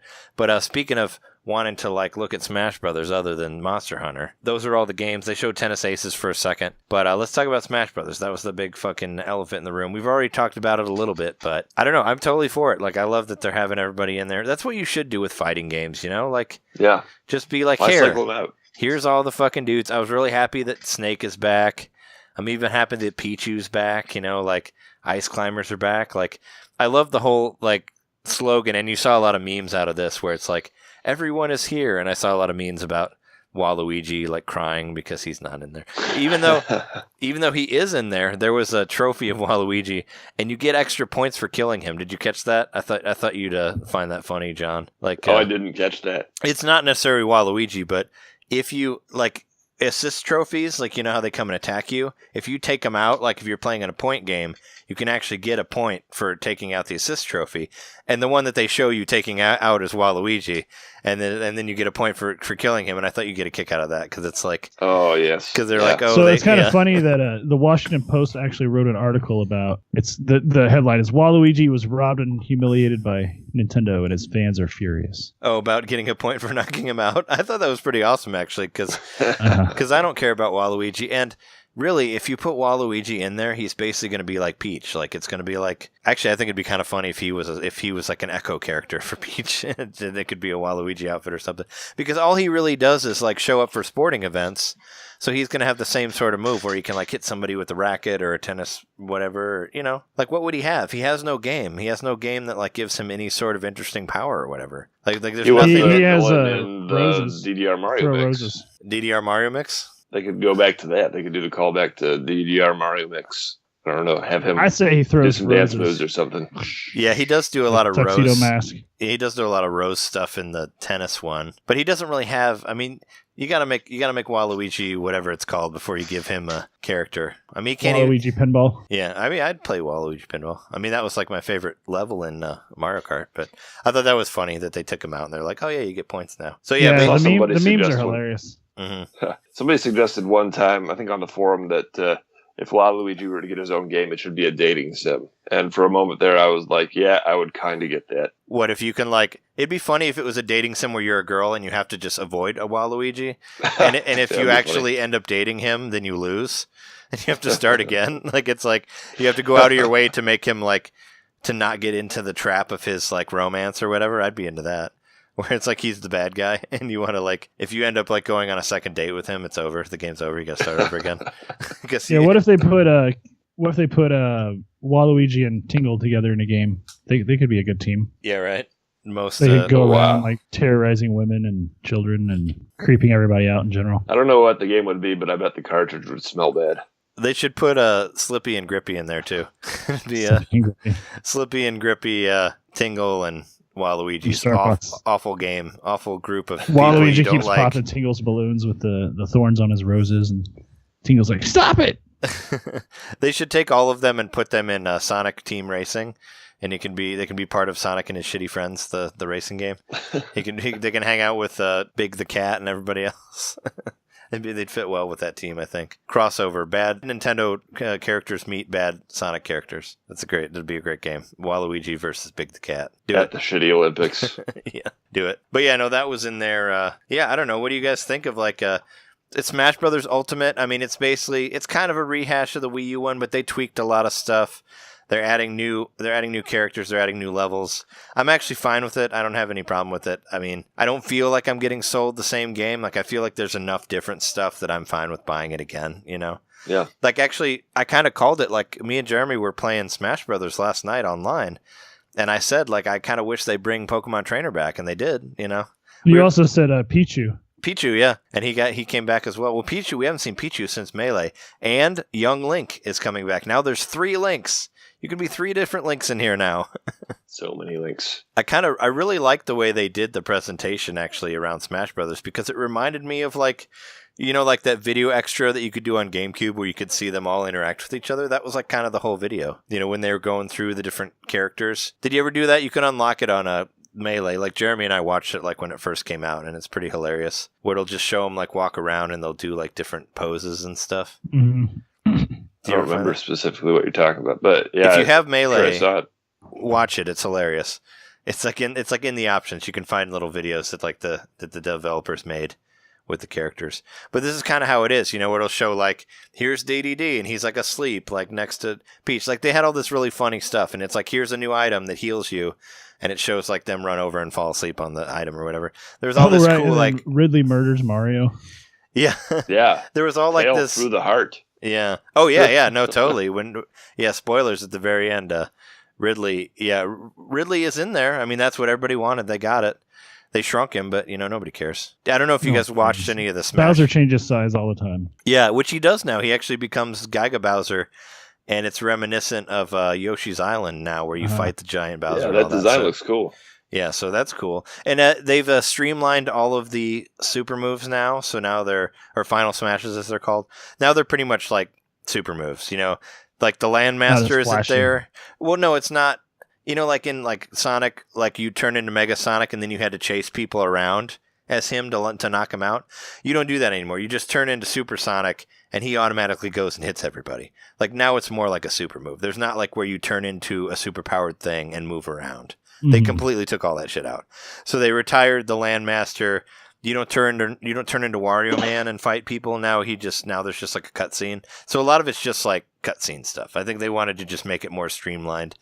Like when we were playing and you turned into Yoshi and you would shoot fires at everybody, I don't think you can do that anymore. I think it's a completely different movie. Well, I think it was also just to get right to the point to keep the action moving quickly. Oh yeah. No, I get it. Because they also made it to when it comes down to 2 people that the damage goes up. Yeah, that too. Quicker. And also, I mean, speaking of damage, the Splatoon Inkling, like whenever you hit somebody with ink, the damage goes up as well. I thought that was cool. Like if they have ink on them, they're more susceptible. And you can actually, you have to refill your ink as well, which is crazy. And all of the different 8 costumes for Inkling all have different colored ink. Did you catch that? That's really cool. Yeah. Also, 8-player mode. I don't know. They didn't mention it, but it's in there. It's in the video. If you watch it, they showed a video of 8 players playing at once. So that's going to be in the game, which is pretty rad. I'm surprised they didn't do any of the Treehouse demo of that. Sakurai was talking about the Splatoon amiibo, and he's talking about how detailed it was. That's one thing about him, is like he's got to get all the details perfect. And it's like, well, you'll notice that more ink is missing from this amiibo because in Splatoon 2 it takes away more ink when you do this move. Oh yeah. So I thought that was kind of hilarious that he had to like point that out, that detail had been considered. Oh for no! The fans. Oh no! I believe that. I mean, he even talked about like changing the face of a Wii Fit Trainer. I thought that was funny. He's like, I didn't really want to, but the developers said I should. They need to make her look nicer or something. I mean, more like cheery, or put more color in her face, even though it's gray face. I don't know. But yeah, no, I'm cool with it. I'm glad that all the stuff's in there. Shadow Moses is back. So are they gonna bring GameCube controllers back again? I mean, they are. They are. They said it in there. Yeah, that was another thing. And so does that mean they're going to release more of those adapters that supposedly are hard to find? I have one. I mean, I don't think I don't know how hard they are to find now, but I do. You have a first party one? Yeah, I did get one. I had to wait on it for a while, but I think I bought one for an extra like $5 on Amazon. So it's like 20, and I paid like 25 for it, and I still have it. So mine's ready to go. I know if you watched any of the Smash Brother Invitational stuff, they all had the new like Smash Brother ones that came out for the Wii U. Everybody was playing with those, and they all had skits of everyone like picking up their controller to go to the event. So that was pretty funny. But yeah, no, I mean the GameCube controller, that was another thing that got leaked like a long time ago, that like the GameCube peripheral worked on there. But I'm sure there's going to be like, GameCube USB controllers that Nintendo will release that you can get if you don't already have one. But yeah, I mean, that's totally in there. It's basically, like Jeremy was saying earlier, it's basically everything you ever wanted. It's like, what do you want? You get it all here in the Smash thing. With the exception of, it doesn't look like they added they're not going out of their way to add new challenges or, the left field Nintendo twist. Right. Actually, one thing that some people might be upset about, but I'm not necessarily upset about, they said that there's a good chance that you might start with only the Smash Brothers characters from the original 64 version, and you'll have to unlock them on your own. I actually like that. I kind of miss having to unlock guys. It's kind of boring when you get a fighting game and all the guys are unlocked already. Like, what's the point of playing the arcade mode? I think it's kind of fun to like go through the arcade mode and like, gain characters and all that. I always enjoyed that for fighting games. Right. And that just helps you build up your chops for the online mode too. Yeah. Yeah. Well, part of the fun of Melee for me was trying to figure out how to unlock different characters. Yeah, because they had weird different things that you had to do to get. Like I remember Luigi was weird. Natural progression of beat this guy, beat the next guy, and then you earn more characters. It was do this particular way or whatever it was, and then you could unlock certain characters with different methods like that, which I thought was interesting. Made the game fun. Yeah, no, I like that. I mean, it's I don't think they're gonna have any sort of like single player mode on here like Subspace Emissary. I know people are wanting that, and I like that, but it's at least if you have a way to unlock guys, like there should be some sort of like single player stuff for you to play aside from playing online all the time, But on the online subject, they never really mentioned much of that at all. Like they didn't really say anything about the Smash Brothers Online, which I thought was interesting. Well, that maybe goes back to when you were talking about the online service not being announced. I'm not so sure they're done with whatever big discussions. They still have 2 more days, and so maybe one of the days is talking a little bit more about the online service, using Smash Brothers as sort of the entryway to that conversation. Yeah, maybe. So I think that could happen. Still 2 more days to go. Yeah, I just want to. My wish is I just want Smash Brothers to be like Splatoon. I want it to be like its own living, breathing like online mode where they keep adding stuff and they have events and stuff like that. That's the dream. Like that's how they should do it. Make it as good as the online on Splatoon, and I'll be happy. Do some sort of equivalent of Splatfest on Smash Brothers, like with tournaments and shit. And that's how, and it'll be great. And then you'll be, do the same. Hopefully they do the same thing with tennis, and the whole new idea of like a game as a platform where you keep adding stuff to it, and it will be a game that you were able to play for a long time and not just like 20 hours and be done with it. So that's kind of what I was hoping for. They didn't really get into the online stuff, but I mean, they like went through like pretty much all of the shit that they changed in this, or all the tweaks. I mean, we really don't have to talk about that. I made notes of all of it. I don't want to go through all of it. I mean, we could just, like I said, just what you guys thought about the Smash Brothers thing. Like I said, I like it. There's some really cool stuff. I like the fake Smash Ball, I guess. That's cool for the final thing. Like, you can attack people on ladders now. Like, that's crazy. There's like a penalty the for dodging too dodging much. Yeah, in midair is pretty cool. Yeah, you can also get penalized for dodging too much. Also, like the more you dodge, the longer it takes for you to recover. So like the more you're vulnerable after you dodge. I thought that was pretty cool. So they're definitely tweaking the fuck out of it, and they're trying to really balance everybody. I was amazed by like how they were like, oh yeah, and like there's the 2 different outfits that Ike wears in the 2 different fucking Fire Emblem games, like on Wii and GameCube, and they even like deliver their lines differently. Like I'm like, that's insane. Same with like Bayonetta, where like the sounds that she makes shooting the gun is like different for like Bayonetta 1 or 2. So they really, Sakurai's insane. Like he really just gets down to the details on Smash Brothers. But it's set up for release December 7th, the end of this year. So that's our big. That's our holiday game. Yeah, that's our big Christmas game, our big holiday game, and everybody is invited. There's a party on the Switch, and everyone's invited. I don't know. I'm excited. I'm kind of more excited as I was when they first unveiled it, because now I know that it's actually more than just a Wii U re-release, and I'm happy about that. But yeah, it's not too much more than that. It's plus. Yeah, it's basically the ultimate edition. That's why it's called Ultimate. Which I thought was a good name for it, Smash Brothers Ultimate, because it's the definitive. Is there anything else you guys want to say about the Direct or Smash Brothers? No, just waiting to see. Hopefully, Curse of the Podcast applies this time, because this time I want it to. Oh yeah, to have more to hear tomorrow. Well, there's still a couple more days left. John will be on the floor tomorrow, and that'll be our topic. So we'll basically, we're gonna take a break, and then we'll come back and you talk about all the stuff that you get to play. Hopefully, you get to play Smash Brothers. That'll be really cool. You get to play. Who is your main guy, John? Link? My main guy is Link. Yeah. Yeah. Which one? Toon Link, Young Link, or Old Link? I got so many choices now. Yeah. Main Link is my guy. What do you think about Breath of the Wild Link and his remote control bombs and all that? I'm wondering how that's going to play. I love it. Yeah, he's kind of different now. Didn't stick with the tried and true Ocarina / Twilight Princess, whatever look. Yeah, new game, new Link. Of course, yeah. Well, now he has a different Final Smash too. He shoots the ancient arrow, which is cool as well. And there's cool. I didn't notice that. There's also a level in there. I'm sure you caught the new Breath of the Wild level where you fight on the top of the tower. Whatever those are called. Whatever that tower was called. The tower. I think it has a different name. I don't remember, but yeah, no, that looks cool. I mean, there's a lot of same thing. Like there's Omega forms of everything, so you can play everything like Final Destination, no matter what it is. But there's that. They didn't really talk about it, but Mario has a hat thing now. He can throw his hat. Like they changed that. And there's also Cappy now. Yeah, it's Cappy. Yeah, Cappy's in there. He also has the tuxedo. 66 characters. 66, counting Daisy. Counting Cappy, yeah. Well, Daisy was announced. Now there's Echo characters, so the ones that are clones of other ones are called that. But I don't know if you noticed, but Wolf seemed to have a different move set now. Like he was all clawy. He wasn't doing like the Star Fox stuff. So, yeah, they never said that about when they showed Bowser Jr., it has all the Koopalings. Yeah. Those were never called mirror character or echoes, but that's what they are.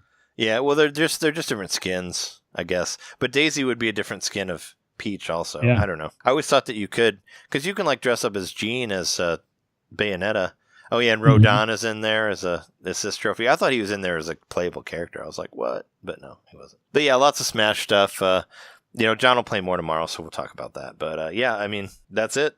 Pretty much all Smash at the end there, and I'm excited about it. Like I said, pretty much the 2 things that I really liked was Super Mario Party and Smash Brothers. What about you guys? Like, what were your favorite things out of this? Well, yeah, of course, Smash Brothers. But I'm going to say, yeah, I thought Overcooked 2 looked cool. I think I'm interested in that game.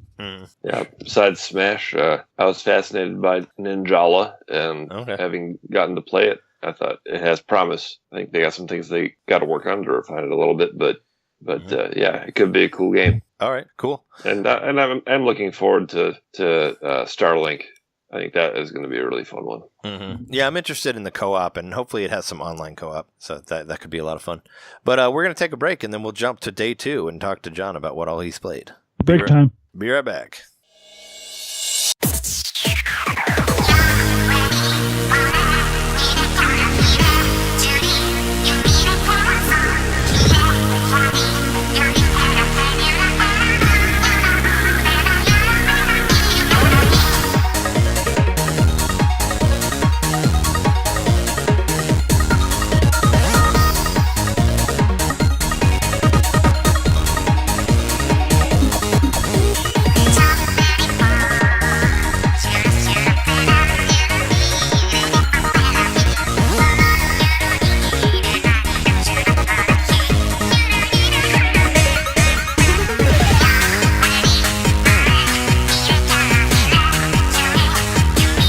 right, so we're here, E3 Nintendo Day 2.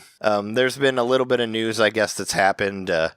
Since I recently started a UK account on my Switch, so I got an email from Nintendo as a preview to their sales on Thursday, which is pretty cool.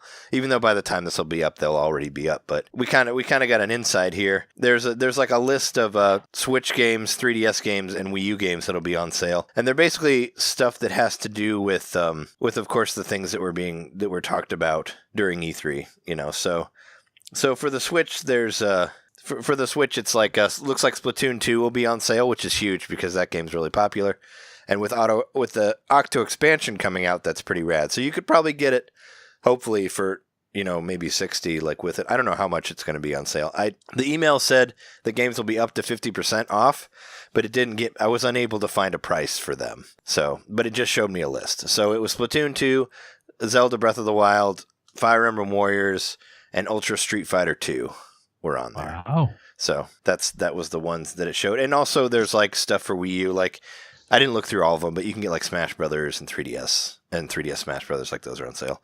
Plus like the Nintendo Tennis game, like Mario Tennis on 64 for Wii U, you can get that on sale.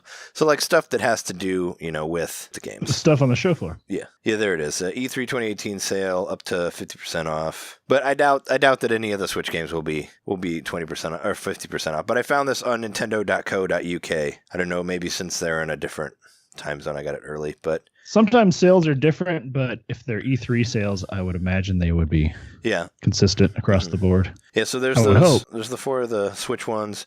Yeah, Mario Tennis Open 3DS, Fire Emblem Echoes, Mario Party Top 100, of course, Mario Party, Super Mario Brothers Lost Levels, Adventures of Link, Breath of the Wild on Wii U, Splatoon 1, Super Mario Brothers U on Wii U. You should get that, Jeremy, if it's half off. That game's good. What game? The new Super Mario Brothers U. You never played that one. Yeah. Mario Party 2 and Mario Tennis. That's the full list of them on sale. I don't know what the actual sale number is, but that's what I saw. I didn't watch a whole lot of the E3 stuff, but I did watch like I watched some of the Smash Brothers stuff today, and I did watch the tennis story mode stuff, and that game looks really, really good. I'm really excited about the tennis game. But apparently, if you've got enough points from playing the demo, you unlock Koopa Troopa early. So I saw that. That's cool. Otherwise, you have to wait till like August for him to be unlocked. I saw that being on there. So I'm wondering how that works because I played the Japanese demo, not the American one. So hopefully that makes me not able to get, or hopefully that doesn't keep me from getting Koopa Troopa. I don't know. But I saw a couple things on there that weren't announced yesterday, like small things, but Freedom Planet, if you remember that game for Wii U, that got announced for Switch. Mm-hmm. It basically looks like Sonic. It looks like a Sonic game, but doesn't have Sonic in it. Like, it looks like a Sega Genesis game with fast running and all that stuff. It's cool. I think it was a part of a Humble Bundle that we did a while back. I think that's how I got it originally, but I do have it for Wii U, so I probably won't get it for Switch.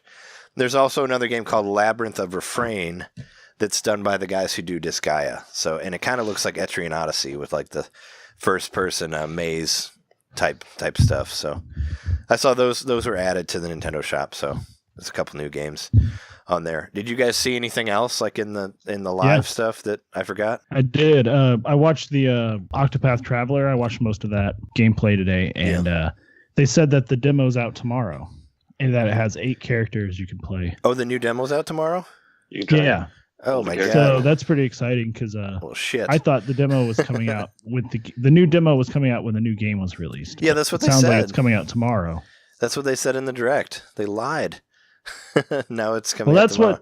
That's what they said on in the spotlight in the direct. But I don't know because they also said that you could go preload. You can preload it. So that's kind of cool too. So I don't know if maybe the guy was confused, but it was one of the developers that said that.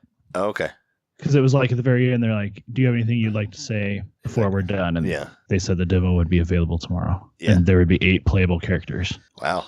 Well, shit. Is that tomorrow? Is in like 11 o'clock tonight, or is it like? Yeah, they said tomorrow in the U.S. Okay, because like the Splatoon one Octo expansion didn't actually drop until like 8 o'clock. Yeah, tomorrow evening. Okay, so they said the same thing about the Splatoon. They said it would be this evening in the U.S. Yeah, because I know if I mentioned it before on the show, but I said that I was going to beat the single player Splatoon 2 before I played Octo expansion, and I did that today. I marathoned Splatoon 2 for like 4.5 hours. And beat the last 2 level worlds in there.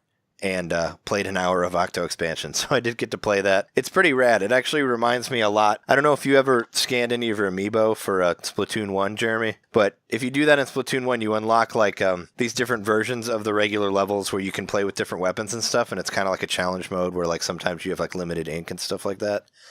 It's a lot like that, where like you go through a whole level with the hamster ball, or like go through a whole level with the inkjet where you're like flying around with the jetpack. It's cool. It's just like a whole bunch of more levels that are harder than the regular game. So it's kind of like it's just like additional stuff to do. And you're in a subway and there's different maps that you unlock. You go on different lines depending on which level you beat.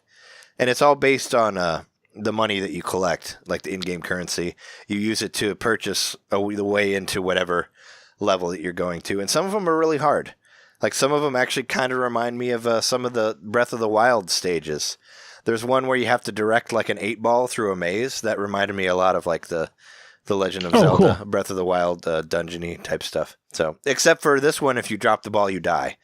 Instead of just getting another one in Zelda, which sucks. Like that was real annoying. Like if you drop the ball, you explode. Your character explodes. So is it the same as the other for one-player mode where you have, you go back to a checkpoint, but if you lose all your lives, you have to start all over again?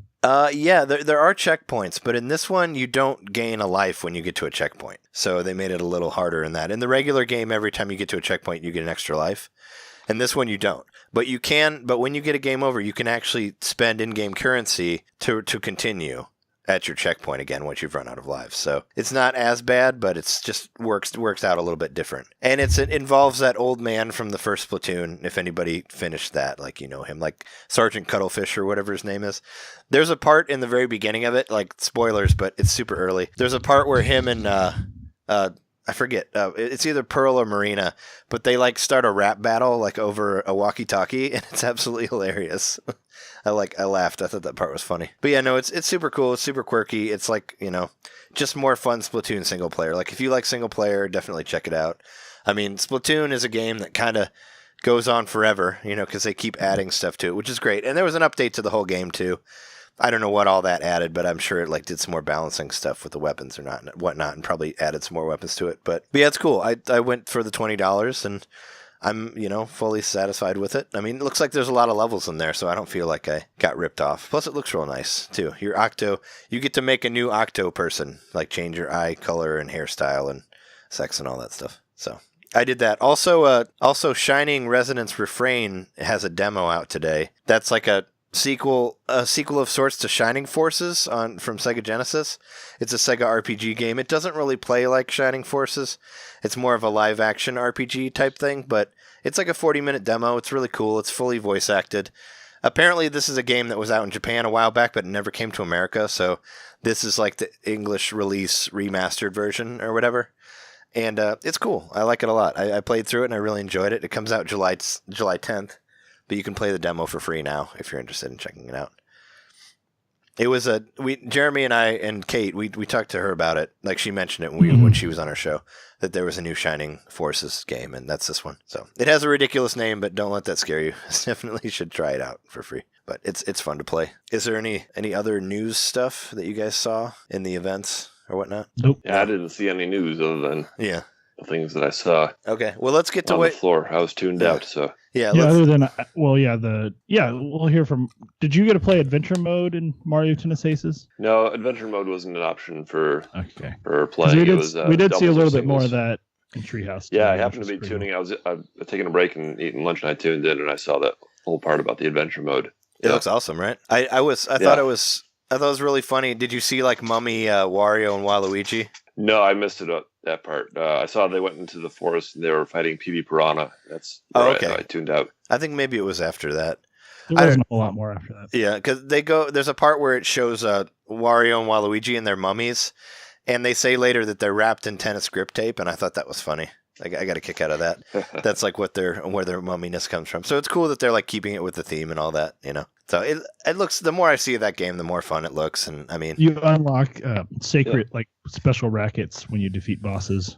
Yeah, you get and there's a leveling up, of course, too. I noticed that you get experience points and you can you level up and your racket levels up. Yeah, so you can add whatever more power, or I don't know what the different stats are, but it's similar to like the Mario Golf and tennis games for Game Boy Advance. So It's So that's sort of like when we were playing Fortnite. I said I wish there was an adventure mode because yeah. that's a good way to learn how to play something before you go against people. Yeah. So Mario Tennis has that, which we've already played online, but get a little better by playing through the adventure mode and learning the different techniques.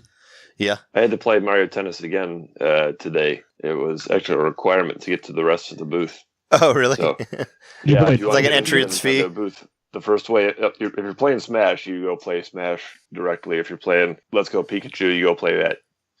Get in line, play that one directly. But if you want to play the other games, the third-party games, you have to go through Mario Tennis. Oh, wow. That's a way for them to force their game on you. Yeah, and I even asked them because I played it yesterday. So how you get into the booth is you get in line, and once you get to the front of the line, they pass out these cards. But I can just show you. I got it right here if you want to hold on for a second. These passport things, which basically are proof that you played the game because you have to get your passport stamped as you play the game. So here's mine from yesterday. This is my E3 2018 day one. Oh, cool. Gaming passport. Cool. And as you play each game, you get it stamped here and here. They stamp so that you can get. First of all, it's a limit to how many games you can play. Like you can't just go around and keep playing them forever. And you can't try the same game twice. Each one has a unique stamp. Oh, I see. But then if you get 2 stamps, then you get to trade it in for the prize. So yesterday on day one, I got my 2 stamps and I went to get my prize, but then they told me, oh, Mario Tennis doesn't count as one of the 2 because it was mandatory. Oh. I was like, so I didn't get my prize for yesterday. Weird. Why is it on there as a stamp? Yeah, that's kind of mean. What's up, Nintendo? Yeah, I don't know. It's not cool. Well, it was basically like the proof that you played Mario Tennis, so now you can go play the other ones. Yeah. That's kind of weird, though. Isn't that, like I was saying, they are pretty much forcing it on you. It's like, we will sell Mario Tennis. You must play this before you play the other stuff. It's crazy. Yeah, they're definitely forcing it on you in order to get to any of the other games that are not Smash or Pikachu. Mm-hmm. Yeah, so I wanted to go get my prize today because I misread the card and I didn't get my prize yesterday. But so I went to go play it today, and I brought this card because I didn't turn it in. I still have it. Mm-hmm. Showed it to them, and I said, "Hey, I played Mario Tennis yesterday. Can I just pass through?" And they said, "No. I had to go play it again. I have the proof. I played it already." Wow. No. They're like, "Oh, you probably got that from somebody," because I know you did because you said you played doubles, and like it was it involves like cussing or something. Yeah, it was a pretty sweary game. Yeah, doubles was a lot of fun though. Yeah, and I played singles this time, and I had just as much fun. Was it competitive against someone else? Yeah, competitive against someone else, and so it was a little bit different because I was standing next to the guy that I was competing with, whereas before with doubles there were 2 TVs and 2 people were on either side. So, so I was standing next to him, and I actually threw the game because I wanted to get through tennis. You threw the game? Oh man, that's scandalous. Oh, so you lost on purpose? I think about those game. I lost those bets that were on that game. I know. He threw in the towel. Yeah. Nice. You might want to keep an eye on, behind your back at all times. Oh, my good tennis ball to the head before you get racketed. Or you but I'm ching.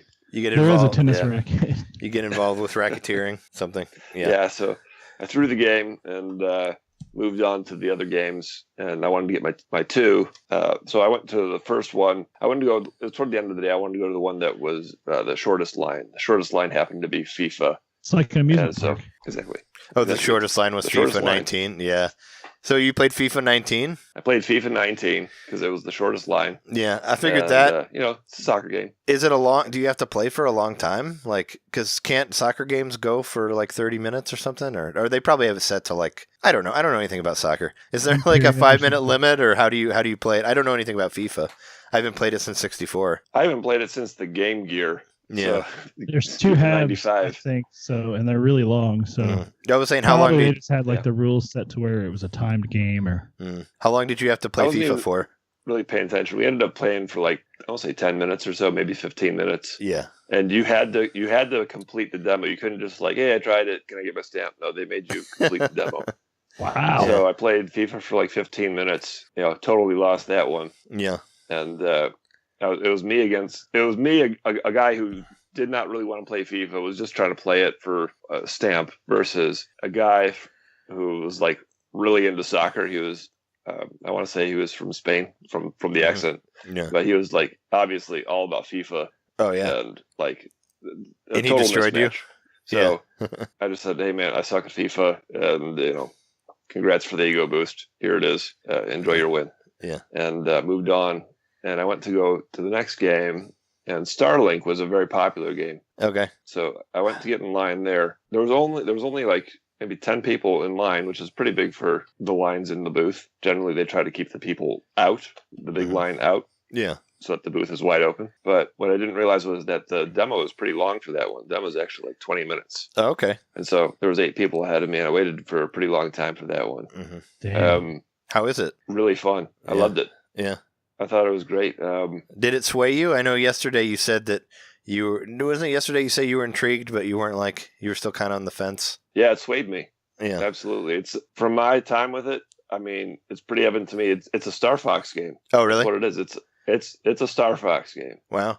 And after I was done with my demo, I went to the guy standing around the corner. He was wearing a shirt with Starlink on. There's the Nintendo reps, and then there's also the third-party reps. The guy was wearing a Starlink shirt, and I asked him, I said, "Did you work on the game?" He said, "Yeah, I'm the artistic director." And I told him, I mean this in a good way, but you guys made a really great Star Fox game. It's clear that Star Fox was the inspiration for your game, and I'm a fan of Star Fox, and you guys did an awesome job. And he said, he made no bones about it. Yeah, we showed this. He said we showed this at E3 last year, and Nintendo approached them at E3 after seeing the game and said, "Why don't we put Star Fox in there?" So the deal was started last year at E3. Oh, okay. Yeah. Interesting. Yeah. Yeah. So Star Fox, did you find out anything about what he does? Is he like an optional playable character? Do you have to unlock him? Can you play through the game as Star Fox? How does that work? I didn't find out anything about that, and now you're making me wish that I would have asked. Yeah. But that's what I would have asked. Yeah, I'm like, where's Star Fox? Yeah, it was toward the end of the day, and I was having to move on because I'm sharing my time with my friends. Yeah. And I'm going to try not to take too much time, and I already waited so long in the booth. Sure. But yeah, the developer, he was very friendly and very receptive to the compliments, and complimented me back on my Power Glove that I was wearing. He said, "Oh, I saw you yesterday here, and I wanted to talk to you." But, yeah. I'm sure that got you in to talk to a lot of people with the Power Glove. A lot of people. Yeah, I actually used it as not only walking around. That was your real passport. Mm-hmm. That was my passport. It was my real passport. Yeah, it's true. I had a lot of people. You'll see it when you watch the videos. A lot of people just stop me. "Hey, Power Glove!" They want to take pictures and everything. High five. I did some poses with the fist bump. Hey, it's the Power Glove. I hope you're mentioning our podcast and handing out cards and stuff to these people that love your Power Glove. I'm talking about the podcast and stuff. I wasn't able to find the cards that I had before. I'll try and dig them out tonight. Oh yeah, I forgot to. I forgot to send you the PDF. You could have had them printed at Staples or whatever, but I forgot to do that. But yeah, have you worn our shirt yet? You should fly the NintenDomain flag there. I've not worn the shirt. I've got a shirt for the game that we're wearing. So for tomorrow, I'm you got to wear whatever you're promoting. Yeah. Oh, sure. Yeah. Well, no pet projects with your employee. So, how back to Starlink? How close is it to Star Fox? Is it on rail shooter? You don't move around? Is it level by level? What did the demo consist of? What did you do in the demo? The demo starts out, you're flying around in outer space, and you got your icon on the map telling you where you got to go to. You're flying toward it, and I was flying around in space. I was flying toward the thing that was on the map, and I wasn't finding it. And the guy who was helping me out, he said, "Oh, you're flying toward it in the right direction, but you're actually flying kind of over it." And what was happening was I was flying over the planet, which I kind of assumed was off limits or just part of the background or something. Yeah. He said, "No, you have to actually dive into the planet." Oh, wow. Ooh. And so I flew. It was seamless. It was from outer space. I dove down, went into the planet, through the clouds. Wow.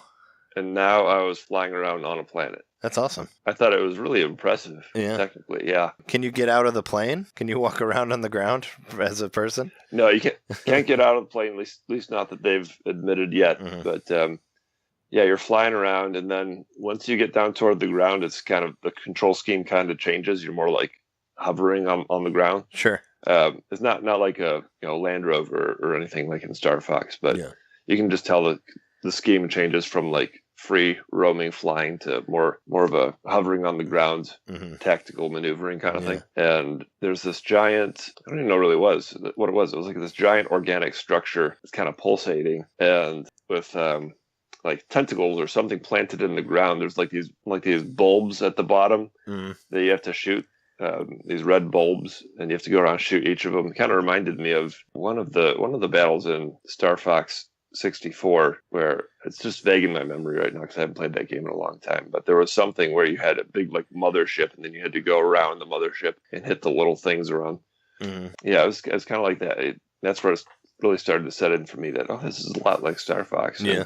In a good way, and it's not I wouldn't even call it like a ripoff or derivative, but I would say Star Fox is an inspiration. So did you say feels that, like did you it feels say like Star Fox, but its own thing? Yeah, go ahead. Sorry to interrupt you, but didn't you say like you clip something to the controller? Yeah, so you clip the ship to the controller, and it really operates like what? Like you clip the ship onto the controller. There's a special mount for it. Weird. Yeah, I see it in your pictures. It's like a it's like a U thing, right? It's kind of like a little swoopy. I didn't get a good look at the mount just because I played on the handheld version because that was the shorter line. Everybody wanted to play with the ship, the one you clip on. Yeah, but it's a ship that you clip onto the controller, and the ship, by the way, is totally optional. It functions basically like an amiibo, but imagine an amiibo that you can hot swap different parts on. Yeah. Oh, cool. So like in the middle of the battle, if you want to change your gun, you can take your gun off and put a new gun on. And I guess maybe that gives some kind of clue as to how Star Fox would operate. I remember hearing a rumor. Yeah, I remember hearing a rumor about something like that back before we heard about Labo, because it was like it's going to be a construction-based thing, and then there was rumors on Reddit that it was this game where you had a physical toy that was attached to the controller and you changed the parts on it. Yeah, this is it. This is it. This has got to be it then. And it's got Star Fox in it too, so that's got to like be part of the rumor mill. Oh wow! Months and months ago, before Labo came out. Now, so then I'm assuming that I did ask him, so you could like just change your ships mid battle, and he said yes. I'm guessing that's just the way that Star Fox gets brought in. I don't know narratively how he gets brought in. Yeah, that's what I was wondering. I'm assuming you can just change out your whole ship, make it right. Like is he part of the main story? Does it take place in that universe, or is it just like, and then Star Fox showed up all of a sudden? Right. Yeah. But I'm totally on board for that reason. It's really it takes what makes Star Fox great, and I can kind of tell from my limited time with it, they've made it something their own, and they've done a really great job. It has a Nintendo polish to it, and not butchered it like Nintendo's done to the same game. Yeah, to do the same game. Star Fox Zero. Ouch. Yeah. Do you know? Does it come with a ship? Like if you buy it physical, or do you have to buy all the ships separately? That's a special edition. Is a special edition with the ship? I saw that was the price point was released and stuff today on that. Okay, I was wondering because I buy everything digital, but if there was an option, I was wondering if it comes with the ship or not to clip on. Yeah, the ships look really nice. I got some pretty close up pictures of them. Yeah, I saw the pictures. The R-wing. The Star Fox with the R-wing looks pretty cool. Yeah, they don't look like cheap toys. They look like something that they obviously made this with the idea of you putting it on your shelf in mind. It doesn't look like a Lego toy or something like that. Or I guess people do put Legos on their shelf. That's a bad analogy. But I don't know how Lego Dimensions. Or something. Yeah. So I don't know how complex it is and whatever. Maybe I'm being too grandiose with my thoughts, but imagine like you weren't able to play the game, but somehow you had the parts near you. Could you be like, oh, wait a minute, I just had an idea of like this combination, and you could like build the ship without even playing the game and then try it out later and be like, did my idea work? Like, that's kind of a cool thought. If you don't have the ship with you. Yeah, it It looks cool. Did you? I would have mentioned to him. Do you remember that Nintendo talked about how they wanted to make an R-Wing amiibo, but they said it would be like too sharp and possibly dangerous? Oh yeah, Because they were talking about that for Star Fox Zero, and it's like now they pretty much made an R-Wing amiibo instead of in front of them. So it's kind of like someone else did. Yeah, they did it, but Nintendo didn't. It's just kind of funny that they still. But I it's mean, probably they like is in like the Shovel Knight world where it's they being made by a different company. Yeah, but it's kind of funny. What else did you get to play other than Starlink? let's see. Starlink and FIFA. Did tennis again. Did you do Oh boy. Ninjala? Did you get to play that again? I know you said you're going to try to figure out what it was. No, I didn't get to play that again. No, this day I pretty much ceded most of the day to my friend because I got all of the day just about on Monday, and I was sitting at the table for like the good first half or so, and then I also made it a point to go around and just record videos and like get the atmosphere down and everything. So what about sightings? Like you did mention some sightings. Oh yeah, I saw some people. So I wrote them down because my brain is a little fuzzy right now, but I'll take a look. I know that yesterday I saw Scottie Pippen walking around. That was the most random one. That's fucking crazy. Yeah, right. Scottie Pippen. Well, I guess, I mean, he's a person. Maybe he wants to go to E3. Yeah. I saw him walking around outside. I don't know if he was there for something related to the Lakers or if he was there for E3. He might have just been like hanging out with the Lakers. He might have been, yeah. But in my mind, like I said, is that Scottie Pippen? And I was like, of course it's Scottie Pippen. He's 7 feet tall. Yeah. Like it's nobody else. And he looks like Scottie Pippen. Yeah. Right. Yeah, exactly. The other people that I saw, video game related, Per Schneider stood in front of our booth, which was pretty exciting. We were trying to look our best, be like, hey, look over at us. But he was on his phone. Yeah. And he was doing something, presumably work related. I like to assume writing a feature article on us that's going to be posted tomorrow. He was chewing out somebody in German. Right, or was he not on the phone? phone? He was standing there on his phone, and then he moved on. And Nate Bildorf walked by. Nate Bildorf from Nintendo.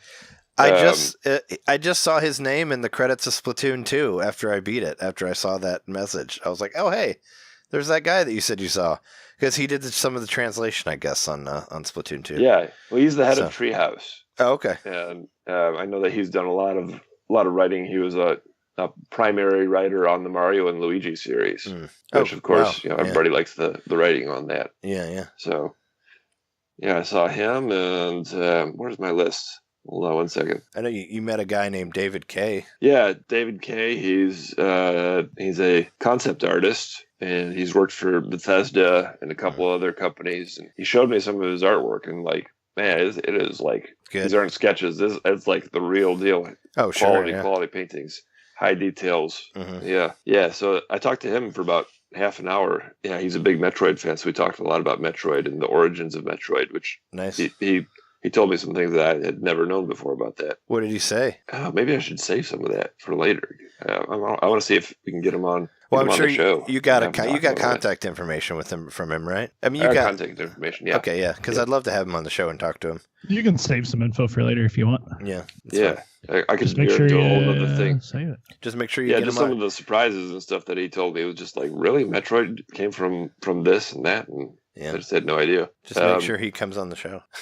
Yeah, and I got my list here. Yeah, I don't know what else would have been demoed. I guess like Mario plus Rabbids. They didn't demo that. No, they were playing the trailer for that on that giant screen, though. Yeah. Which I don't know if I can really illustrate how huge that screen was. And so, who all did you see other than that? The rest of the list, a lot of IGN people I saw.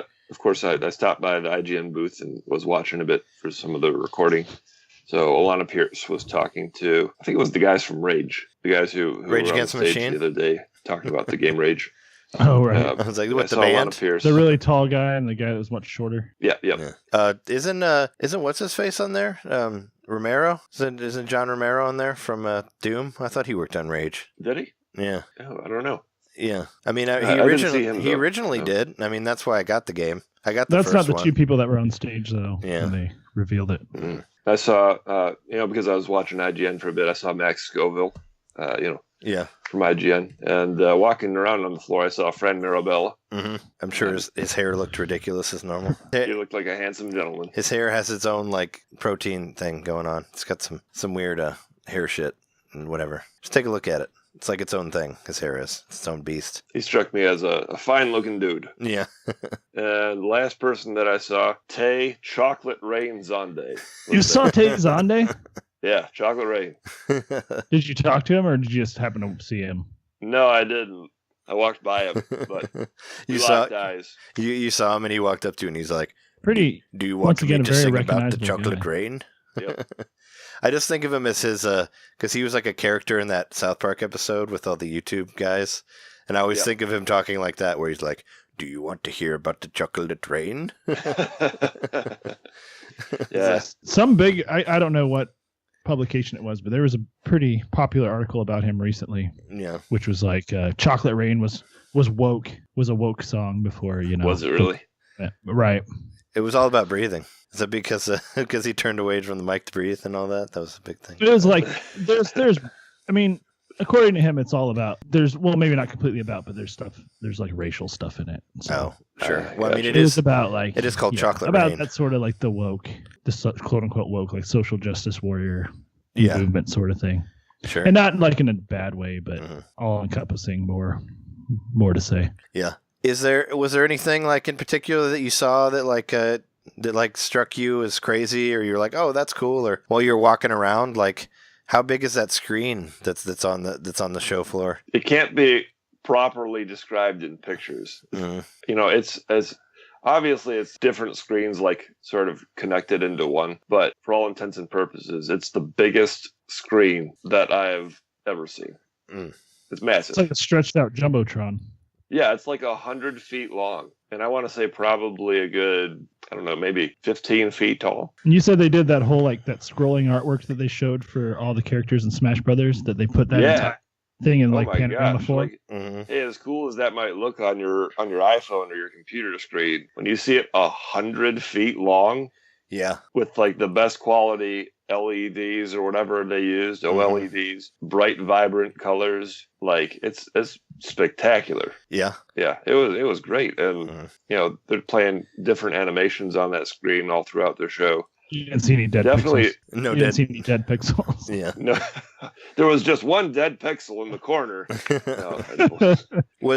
So Smash Brothers isn't on the floor yet, right? There's no demo unit of that, I'm sure. Oh, so they're playing Smash on the floor. Oh, it is? It's all in one big area, except for it's kind of different sections are roped off, so you can see Smash up there. Obviously, it's toward the back, underneath that big giant screen. Yeah, and a little bit of an elevated platform. There's like two, the lower level, and then there's a little upper level for Smash. And if I had to guess, I'd say maybe 20 TVs playing Smash. Oh wow! And do they have reps at each station, kind of like you were describing yesterday with the different stuff that you were playing?